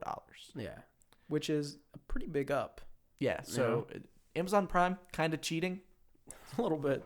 But are your recommendations for Prime though, right? Yeah, mine are only ones that you can watch with Amazon Prime. You don't have to pay for them. Well, you have to pay for Amazon Prime, but you don't have to rent them or anything. And my first one is an old movie called Some Like It Hot. Oh, hey Marilyn. It's got Marilyn Monroe in it. She's in our room. She's right over there. She's standing in the corner. I can kind of see up her skirt, but not really. She's just chilling over there. Yeah. Some Like It Hot is like, it's the OG. It's from 1959. It's the OG, like 2 guys dress up like girls to infiltrate. It's like, this is White Chicks before White Chicks was White Chicks. Yeah. Some Like It Hot walked so white chicks could run. Literally. But Some Like It Hot is is directed by Billy Wilder and has Marilyn Monroe, Tony Curtis, and Jack Lemmon. Wildly famous people. And it's really good. It's better than White Chicks, believe it or not. Oh, I disagree. Wow. Is this really? No, not really, but okay. Yes, really. All right. Well, listen. If you like White Chicks, you'll love Some Like It Hot. It's very funny. Still, to this day, I watched it not even that long ago, like probably like a month ago. It's still very funny. The ending is still very, very funny. The very like final line is like really funny. It's very good. It's got Marilyn Monroe in it. You know, she was only here for a short time, so Yeah. you know she's only in so many movies. How is she? Is she good? In the movie, Yeah. yeah, she's great. Of course, Awesome. she's incredible. Some Like It Hot, great movie. It's it's funny. It's got like the mob. It's got romance. It's got it all. It really, I mean, it kind of does. Speaking of really funny last lines in movies, Oh, here we go. my first Prime Video recommendation is also not that old, but it's older. It's Clue. We talked about it last episode. Clue. We talked about how Jason Bateman was gonna, you listened to the last episode, or not, Or not. but it's Clue. This movie is a million jokes a second, just spitting at you. You'll be laughing and laugh through two other jokes. You'll have to rewind and watch it again. It is just hilarious. It is a movie that had a lot of improvisation in it, and for some reason that kind of comedy, the stuff that isn't written, I think it's so funny. I don't know why, but you can tell when it's not written and it's just comes off the cuff. Yeah. And everyone kind of synergizes with it and keeps the scene going. I think it's hilarious. It's kind of funny because this movie was like panned critically when it first came out. Like people hated it. Oh. But it really is so good, and the cast is pretty good. It's got Tim Curry as the butler, and Clue. Just in case this isn't clear, this is a movie based off of Cluedo, the board game Clue. Yes, it is based off of that, and that might sound dumb, and it is dumb, but it's very funny. But you've got Tim Curry, Eileen Brennan, Madeline Kahn, Christopher Lloyd, Michael McKean, who was Jimmy's brother in Better Call Saul. Yes. It's Chuck. Yeah, Chuck. You got to see it. I don't think you'll be disappointed. And the last line, oh my gosh, I don't know what the last line is. It's kind of a callback to something from like the beginning of the movie, and I just think it's hilarious. Killer last line. Yeah. So we got two of those. Some Like It Hot, Clue. There you go. To the next one. I am another fairly older movie. Not too old. It's from like the 80s, I'm pretty sure. It's a war movie. So we're moving over again. Platoon. Yeah. You may have seen Platoon. You may have not. It's got extremely young Charlie Sheen in it. We're talking like this dude is young, and it's got Willem Dafoe in it. And I would go as far to say if Willem Dafoe's in a movie, it's probably good. I mean, it's that simple. He's a cool guy.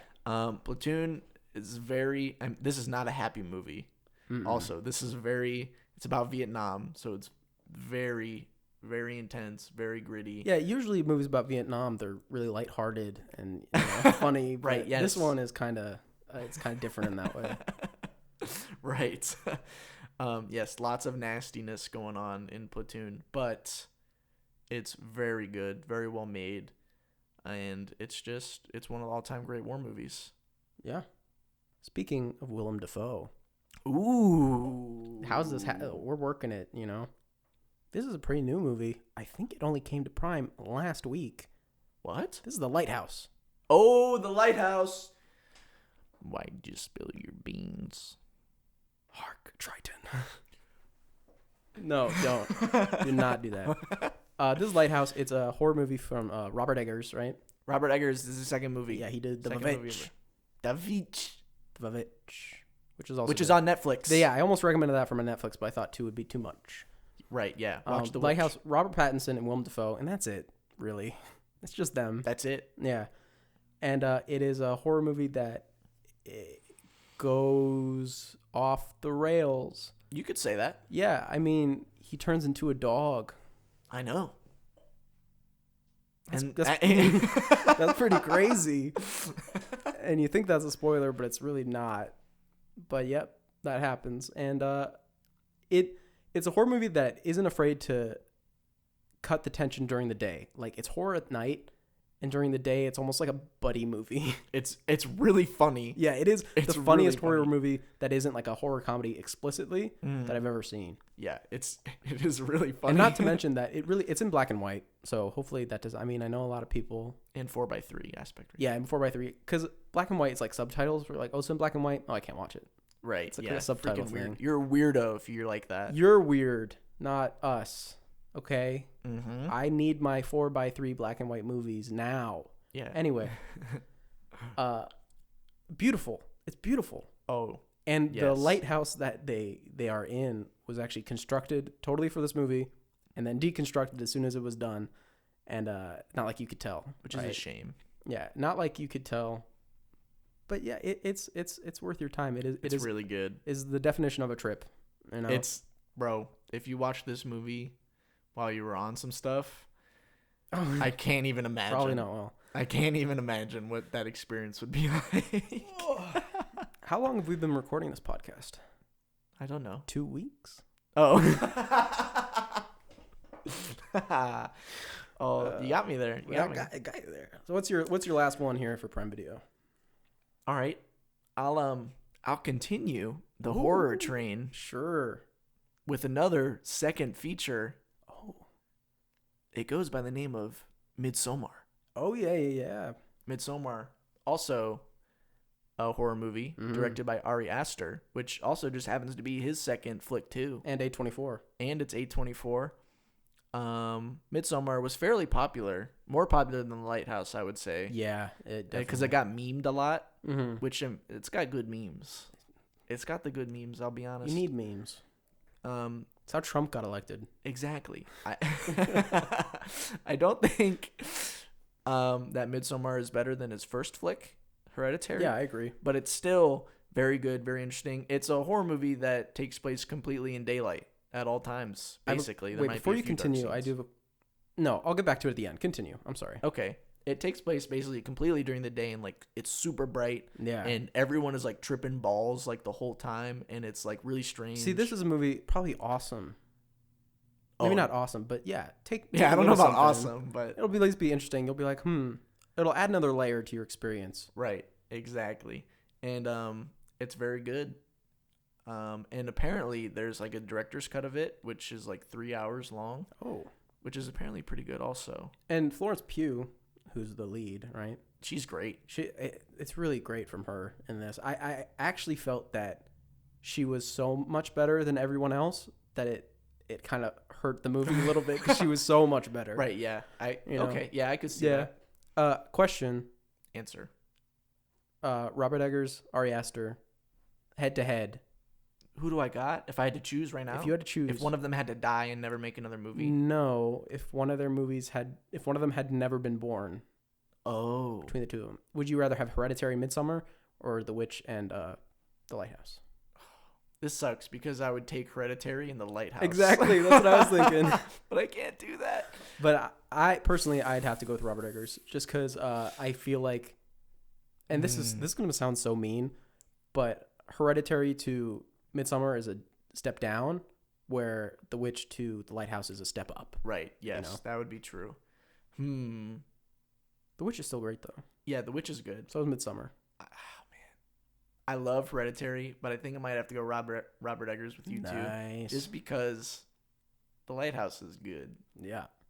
When the tentacle comes out. The Lighthouse is good, and I like to see that movie many more times. Yeah. I mean, and we didn't even talk about just how, even though Robert Pattinson and Willem Dafoe are the only people in it, that it's still so engaging. Oh, it's insane. Because their performances. Robert Pattinson, like, really getting away from Twilight. Yo, Robert Pattinson is doing it, and now he's Batman. Yeah, so. He goes from being Edward to like... He goes from being a vampire to a Batman. I mean, does it get any better than that? What are you guys doing? Go watch The Lighthouse. Let's go. And Midsummer. And That's the one we were actually talking about. Okay, my last one is something that I haven't seen, but it's not a movie. I lied. It's not a movie. It's a TV show. Ooh. And it's The Marvelous Mrs. Mazal.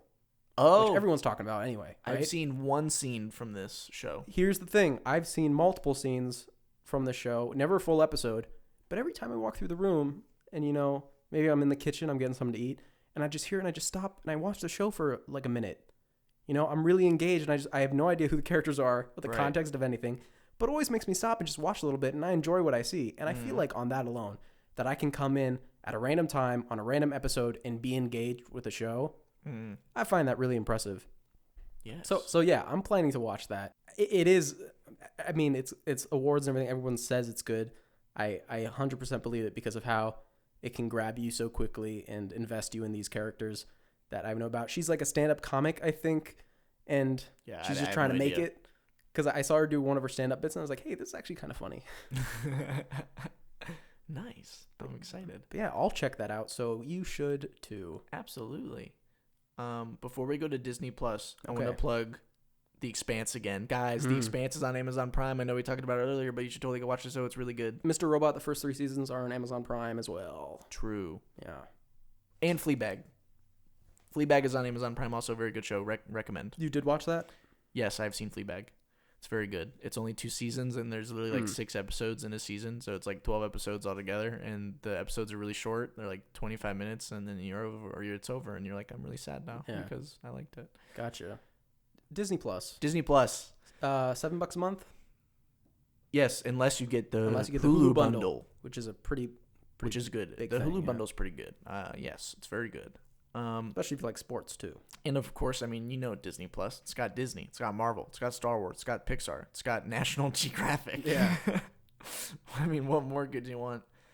It's got like basically every mainstream movie ever, Yeah, I mean, and all the classic shows you remember from when you were a kid, like This We Life with Zack and Cody, on deck. This We Have on Deck, That's So Raven, Yeah. the whole shebang. Corey in the Anyway, House. Corey in the House. I didn't know they I'm had- your man. Was that good? No. No, it was not. So yeah, most of the movies that we'll talk about you've probably heard of just because they're all so popular. Maybe. Maybe unless we got something really, really in the deep. Well, no, it's just because one of mine was like very unpopular at the time. Oh, okay. So, Well, mine is very popular. My first one, it's Wall-E. Wall-E. You know Wall-E. It's Yeah, Wall-E's the realist.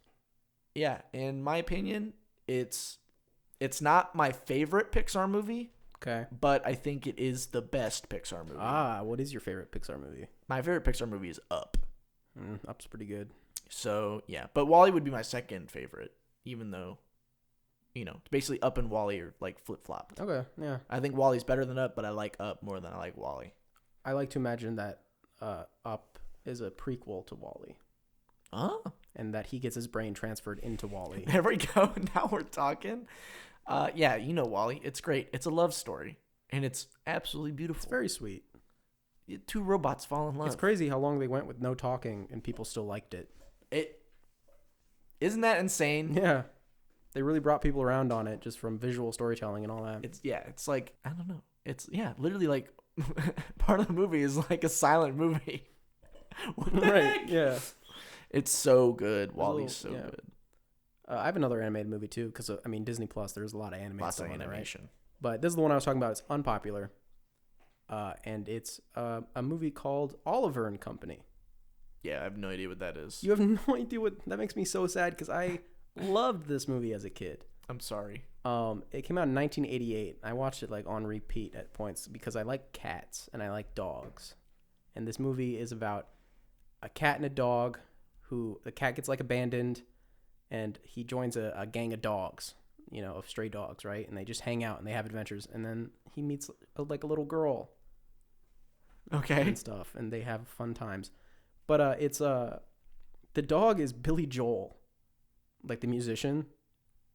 Oh. And he like did the music for the movie, so it's a bunch of Billy Joel music in this Disney movie, and I don't know, I just think it's really sweet. The dog, if you're a furry, is probably super hot, you know, because Wow, it's just Billy. okay. It's just he's got What are we sunglasses, he's doing? got a scarf. Sure. It's just a Billy Joel Yeah. and it's sweet. I don't know why people slept on this one. It just maybe came out at a bad time. Maybe people hate dogs Maybe. and strays. They're like, dirty, get away from me. But, you know, it's got nice music. It's got a little chihuahua. Oliver and Company. Oliver and Company, and that's with an ampersand, not the word and. Interesting. But yeah, I wanted to point that one out because it was unpopular, and even people who grew up with Disney might have missed it, you know? Yeah. Okay. All right. I'm down for it. We'll go back, and I'm going to do A Wrinkle in Time. Just kidding. Wow. A Wrinkle in Time. I've never even seen it, and I just heard it sucked. Yeah, I heard it sucked too. So that was a joke. My true next one is actually not animated. Wow. Not even, there's no CGI in it at all. Whoa. And it's not even a movie. Oh my god. It's a documentary. Did we pick the same doc? Did we? I don't know. What is it? It's Free Solo. Mine's Free Solo too. So guys, watch Free Solo. Guys. Are you climbers? Are you a climber? Are you guys climbers? Do you climb? What kind of ropes do you use? Anyway, what's your thumb chalk brand that you like? Yeah. Anyway, go ahead. It's your thing. No, we'll do it together. Okay, we'll do it together. Scary movie. Literally, it's terrifying. This guy's a maniac. You know, like even watching a camera looking over the edge of a cliff is terrifying sitting in a theater. So could you imagine actually being there looking over this like 1,000-foot high or more? It's more than that. It's like 3,000. I'll look at it. It's El Capital. Yeah, it's crazy. And if you guys don't know what free solo means, free solo is when you climb, like rock climbing, mountain climbing, with zero gear. No harnesses, nothing. You just got the clothes on your back, and you just go with your hands. So if you fall, there's no net, there's no nothing. You're done for. Wait, hold up. What's up? Sorry, I'm just looking. It's El Capitan, not El Capito or whatever I said. Well, I think it's just El Capitan, I guess is what I it think would actually it might be like a translation, yeah. Yeah, it could be. So yeah, this movie, it's just all about this climb, and even from a filmmaking perspective, it's interesting because they had to film it on the side of the mountain too. You know, they had to have cameramen climb and scale and get to the side of the mountain to follow the climber. What's Alex? I don't remember his name. Yeah, to follow his climb up of this mountain. Yeah, and it's crazy. And I didn't know how Alex Honnold, like in depth, like the whole documentary. You see him, and he's like mapping out like exactly where he needs to be, right. And he climbs it like with harnesses and stuff, like a whole bunch of times before he actually does it free solo for the first time. And I didn't realize like how like in depth, like he has this notebook and he's like writing pages and pages of notes and he's and like, roots. I need to put my left finger, my left pinky on this rock, and I need to do a thumb index pivot to blah, blah, blah, blah. And then I need to put my left foot over here and then cross. Yeah, over. And then he had stuff like he's like, I can brace my back against this rock to rest if I need to rest, and it's like this path is riskier, but it'll make the climb shorter. You know, it's like. But if I slip, it's like all done for. And the one thing that I had against this movie is that I really wanted to just get to know Alex better. But then the movie's over because once he climbs the thing, it ends, and he does. Spoiler alert! He does climbs the mountain. He does become the first person ever to free solo El Capitan, right? Yes. And I wanted to stay with him a little bit longer and learn a little bit more about him because they hinted at. Like what kind of mentality do you have to be this sort of like adrenaline junkie, really, like to do this, I'll just say it, stupidly dangerous thing for no reason. Yes. I mean, there's a reason, but again, is the risk really worth the reward? And, I guess for him, it totally is. Sure. And I guess another thing that we should say is, well, first, the mountain itself is 7,569 feet, but the part where he climbs is 3,600 feet. But the thing that makes it like super hard is it's not like really a mountain. Yeah. It's basically a wall. So he's just going like straight up. At times he's going like at an angle backwards. Yeah, he's like almost hanging upside down. So, I mean, I would never be able to do it. Me personally, and you have to be crazy to do something like this, and he does it, and it's insane. And the way they filmed it is super interesting. Also, they just They're basically like suspended off the mountain, just like filming this dude like climbing. And it's pretty good. I would recommend Free Solo. It won an Oscar. Why don't you go ahead and do your last one, and then we'll come back to me, since we shared one. Okay. All right. Well, here we'll do a little game. Do you TV show or a movie? Movie. Movie. All right. Here we go. We're gonna do a movie. Oh, that's what you meant. I thought. Okay. What? No, sure, go for it. Movie. Okay. Here we go. You've heard of it. Gotcha. You know it. Hmm. You love it. Hmm. Maybe you don't love it. Okay. Maybe you do love it. Who knows? What is it? It's Avengers: Infinity War. Infinity The best War. Marvel movie. Maybe. Debatable. Top 5, top 3 probably. Top 3 Marvel movies. Yes. Nick, did you just say you like Avengers: Infinity War? What the heck? Yes, I do. And I hate Endgame because it sucks. But Infinity War rocks. It's great. I like Infinity War too. Endgame ruins everything that Infinity War. Endgame walked Infinity War walked so Endgame could trip and fall. Yeah, there you go. Everybody's seen Infinity War. I don't really need to talk about it too much, but it's great. Why would you not? Why don't you like? If you don't like it, why? Yeah. Tweet at me. It's good. It's just it's Endgame, but not as like masturbatory. You know what I mean? It's Endgame, but it's not going as crazy in the fan servicey route. You know, where it's like everything has to be so people clap. Mm-hmm. So it's just that, but reined back. Yeah, and then everybody dies. Yeah, so that's pretty rough.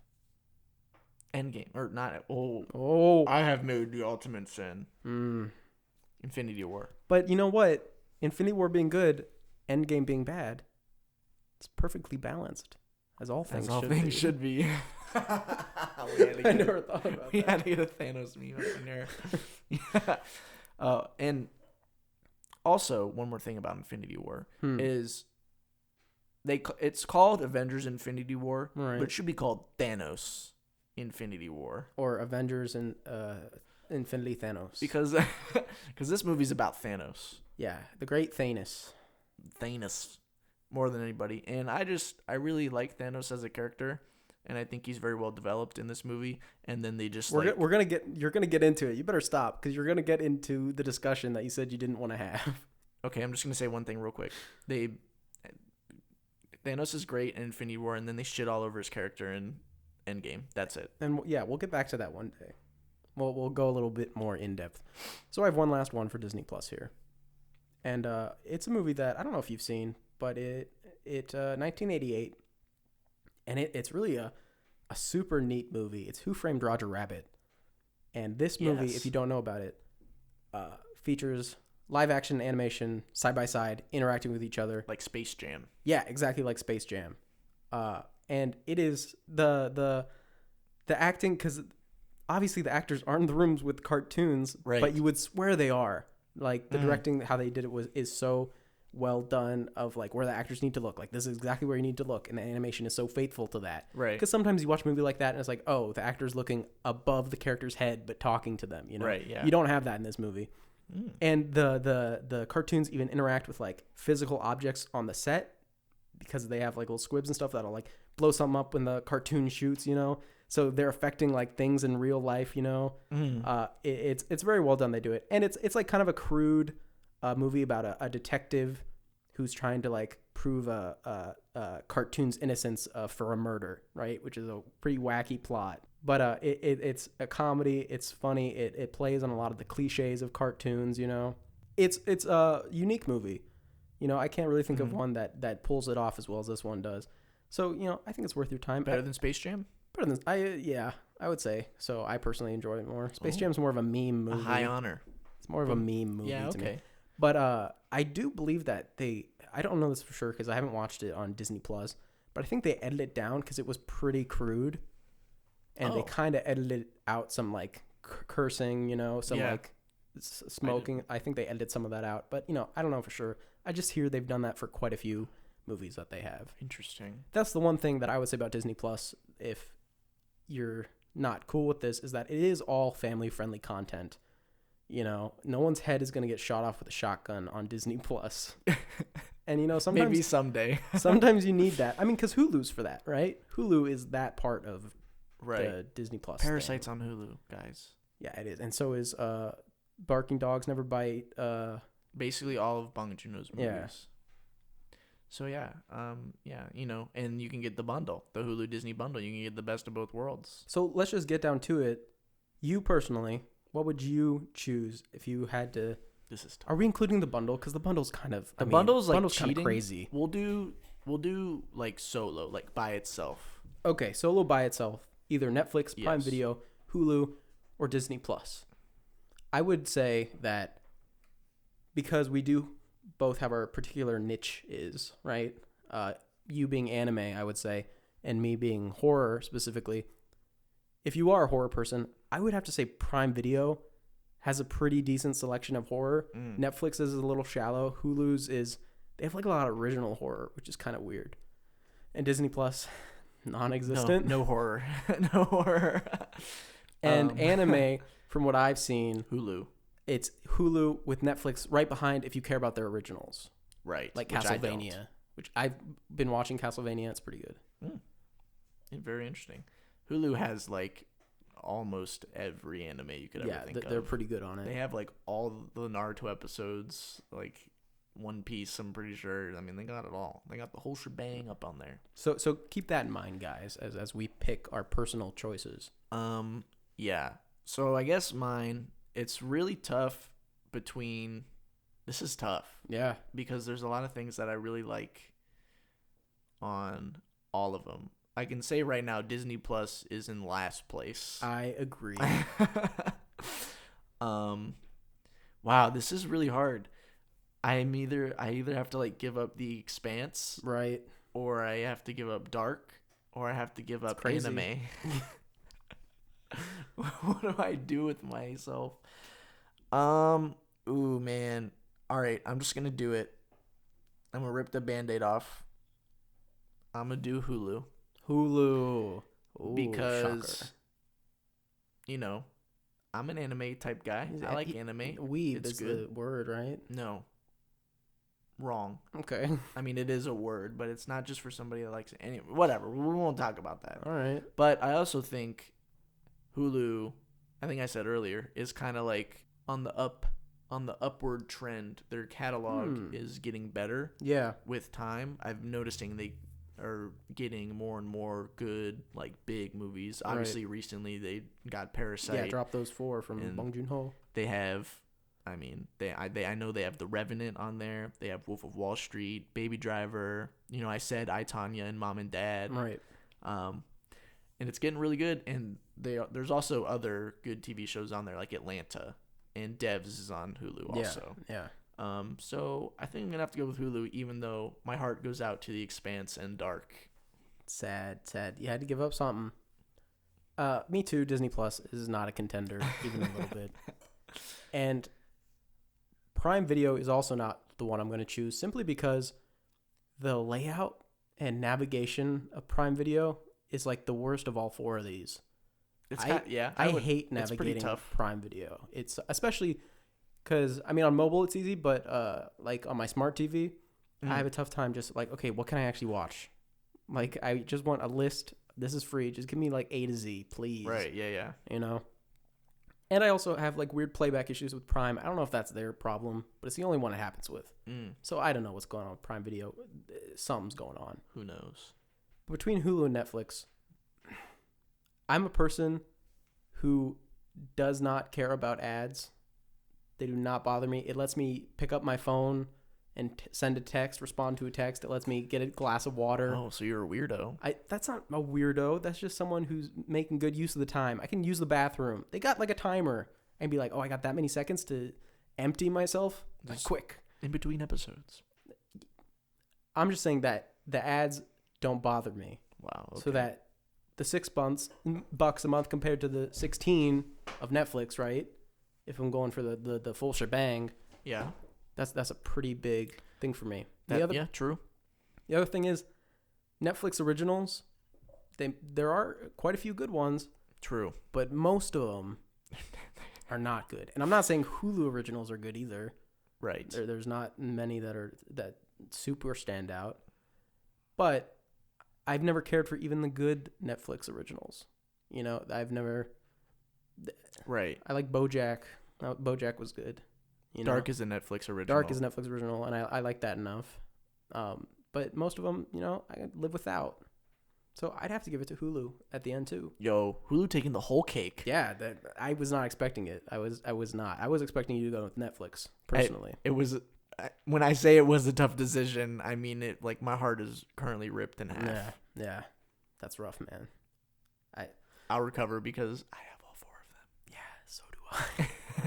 And I'm gonna be getting HBO Max too. HBO. What are you so excited about? What are recommendations for HBO Max? What do you got? I don't even know what's gonna. I know probably the new Game of Thrones whenever that comes out. Guys, House of the Dragon. So check out House of the Dragon and Secrets of the Mogwai. What's that? It's the animated Gremlins prequel. Oh, coming to HBO Max. Check them out, guys. Those are our recommendations for HBO Max. Coming out in May, I think. Very, very interesting. There you go. And so from us, the best deal. It's Hulu. If you're anything like it's Hulu, go with Hulu. Do it. What are you doing? Hulu's got horror too. Go it's get not it. absent. So even if you want your Prime Video horror, Hulu still got you. Yeah, go. What are you doing? Quickly. We'll wait. Hulu. We'll chill. And Hulu has like a bunch of things too. You can do like the Hulu plus live TV or whatever. Right. Get rid of your cable. Yeah, that could rid of cable entirely. Yeah. Do live TV with the whole thing. It's like $60, I think, a month. Oh, I think they lowered it. You get live TV and, you know, the whole streaming service at the same time. I think it's like $50 or $45 even. So yeah, you know, check it out. It's and the big, honestly, combining with Disney Plus and ESPN, especially if you care anything about bundle. sports, even though we said we weren't going to talk about the bundle is too good. It's a good bundle. It's too good. You get Baby Yoda. You get Baby Yoda with your Hulu. That's the only selling point of Disney Plus is the Mandalorian and Baby Yoda. I mean, literally, kind of. Unless you have kids. If you have kids, Disney Plus is gonna be a lot bigger for you. Of course. So it's that time then.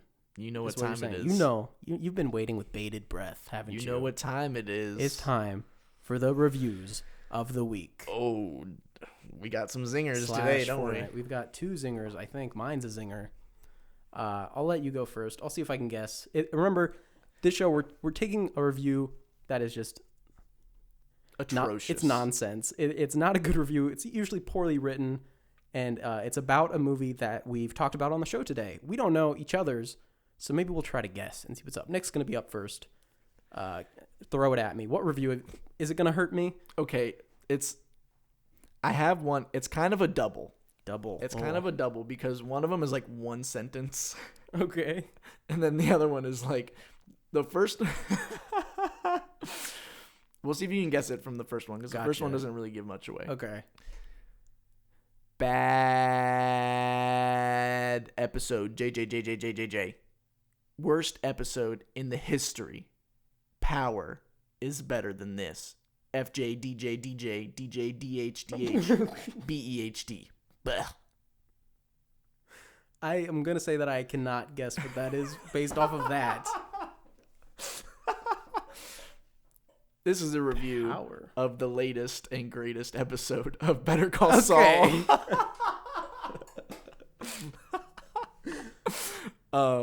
And then the other one, which is actually a review that you can like slightly understand. Is it a Better Call Saul? It's the same. Yeah, gotcha. It's Better Call Saul also, because it was just kind of a 2-piece. They were right next to each other, so I took them. For no reason at all, Lalo Salamanca goes to the Mexican border, takes a look at Jimmy's car in the ditch, and for no reason at all, he goes to Jimmy's home. And for no reason at all, we hear Jimmy tell his story 3 times, again and again, every time with a slight variation. And then, for no reason at all, he leaves Jimmy's home and goes again to the Mexican border. Why does he just run? Why is he just running around? What's he doing? He just for no reason at all. Guys, there's no reason. See, when I watch a TV show, I wish Bob Odenkirk would just sit in front of the camera and explain every scene to me. I don't know why they don't do that. They just need to tell me. Why did he tap on the goldfish bowl? I don't know. Why would he hurt the little goldie? I don't know. Or isn't it a beta fish? I don't remember. Who knows? Either way, those reviews, not good. Better Call Saul is good. That reminds me of a review Oh, I can't even talk about it. Never mind. Okay. Never mind, because it's big spoilers. Do yours. I'll see if I can get it. Here's my review. And it's, guess how many stars out of 10 it is. 1. It's 1 out of 10 stars. Yes. Title is, from IMDb, title is Ugliest Film. Ooh. This is the ugliest film I've ever seen. The idea is good, but there's a lot of weakness in the script and in directing. The boy is a clown or what? We all thought he was a girl? What are you trying to do? Does a boy really watch Dora? Is it so difficult to cut his hair just a little bit? All you want to do is showing us how a boy can become gay. Or you want him to be gay. It is really sad, and the sadist thing is that people adore such movies. 8, 6 for this movie? Is this movie better than Schindler's List, Titanic, and The Pianist, and many others, and many other movies? You should open your eyes, people, your ears, and do not accept everything the garbage gives you. Wow. Any guess? This person really went on a mission with this one. Oh, man. 33 out of 124 people found this helpful. I'm trying to think. You talked about a lot of movies. We did. This one's a tough one because we talked about so much. I'm going to go out on a whim. I don't think this is right. Okay. Clue. No. It's I'm not so Clue? sorry. Do you want me to read some more, the important bits? Just cut the You boy's said- hair a little bit. Cut the boy's hair. He looks like a little girl. bit. It's Room. It's Room. I knew it. It's Room. You knew it on the second I try. did. The second try, you got it. That was a review for Room. That was a review for Room. Oh my gosh, bro. What are you Where trying to people do? go? Make the kid gay by not cutting his hair? What are you doing? Why does the abductor not cut the little boy's hair? Bro, literally what? You see this I'm sometimes dumbfounded. where people just like they really push their I guess I'll just say politics onto a movie, you know? They like really get offended at a certain point. Like I remember I was reading a review for Spirit for this, and they were like, "Why does the media always portray white men as villains?" And I was like, "Calm down. Oh my. This is not an Here we attack. go. This is not an attack on you, okay? This is people just they get excited. They get excited as soon as they see something they can yell about. They start yelling. Oh yeah. It must be something primal in our brains that's just like your tribe is being threatened. Respond. Who knows? Attack. Oh, what is? Oh my. Had to Well, know. geez, We live that in a- was nauseating. We live in a wild world, you guys. But that's just about gonna wrap it up for the show today. We just want to let you know that we do have an email that Yes. you can send in a question. You know what, about anything. It doesn't even have to be about movies. You can ask us whatever you want. Doesn't mean Sure. we'll answer it, but you can you can ask. I mean, we might. Who knows? I might get bored. But what's the email there, Nick? It is thestaglerpod@gmail.com. What is it? thestaglerpod@gmail.com. That is THESTAGLERPOD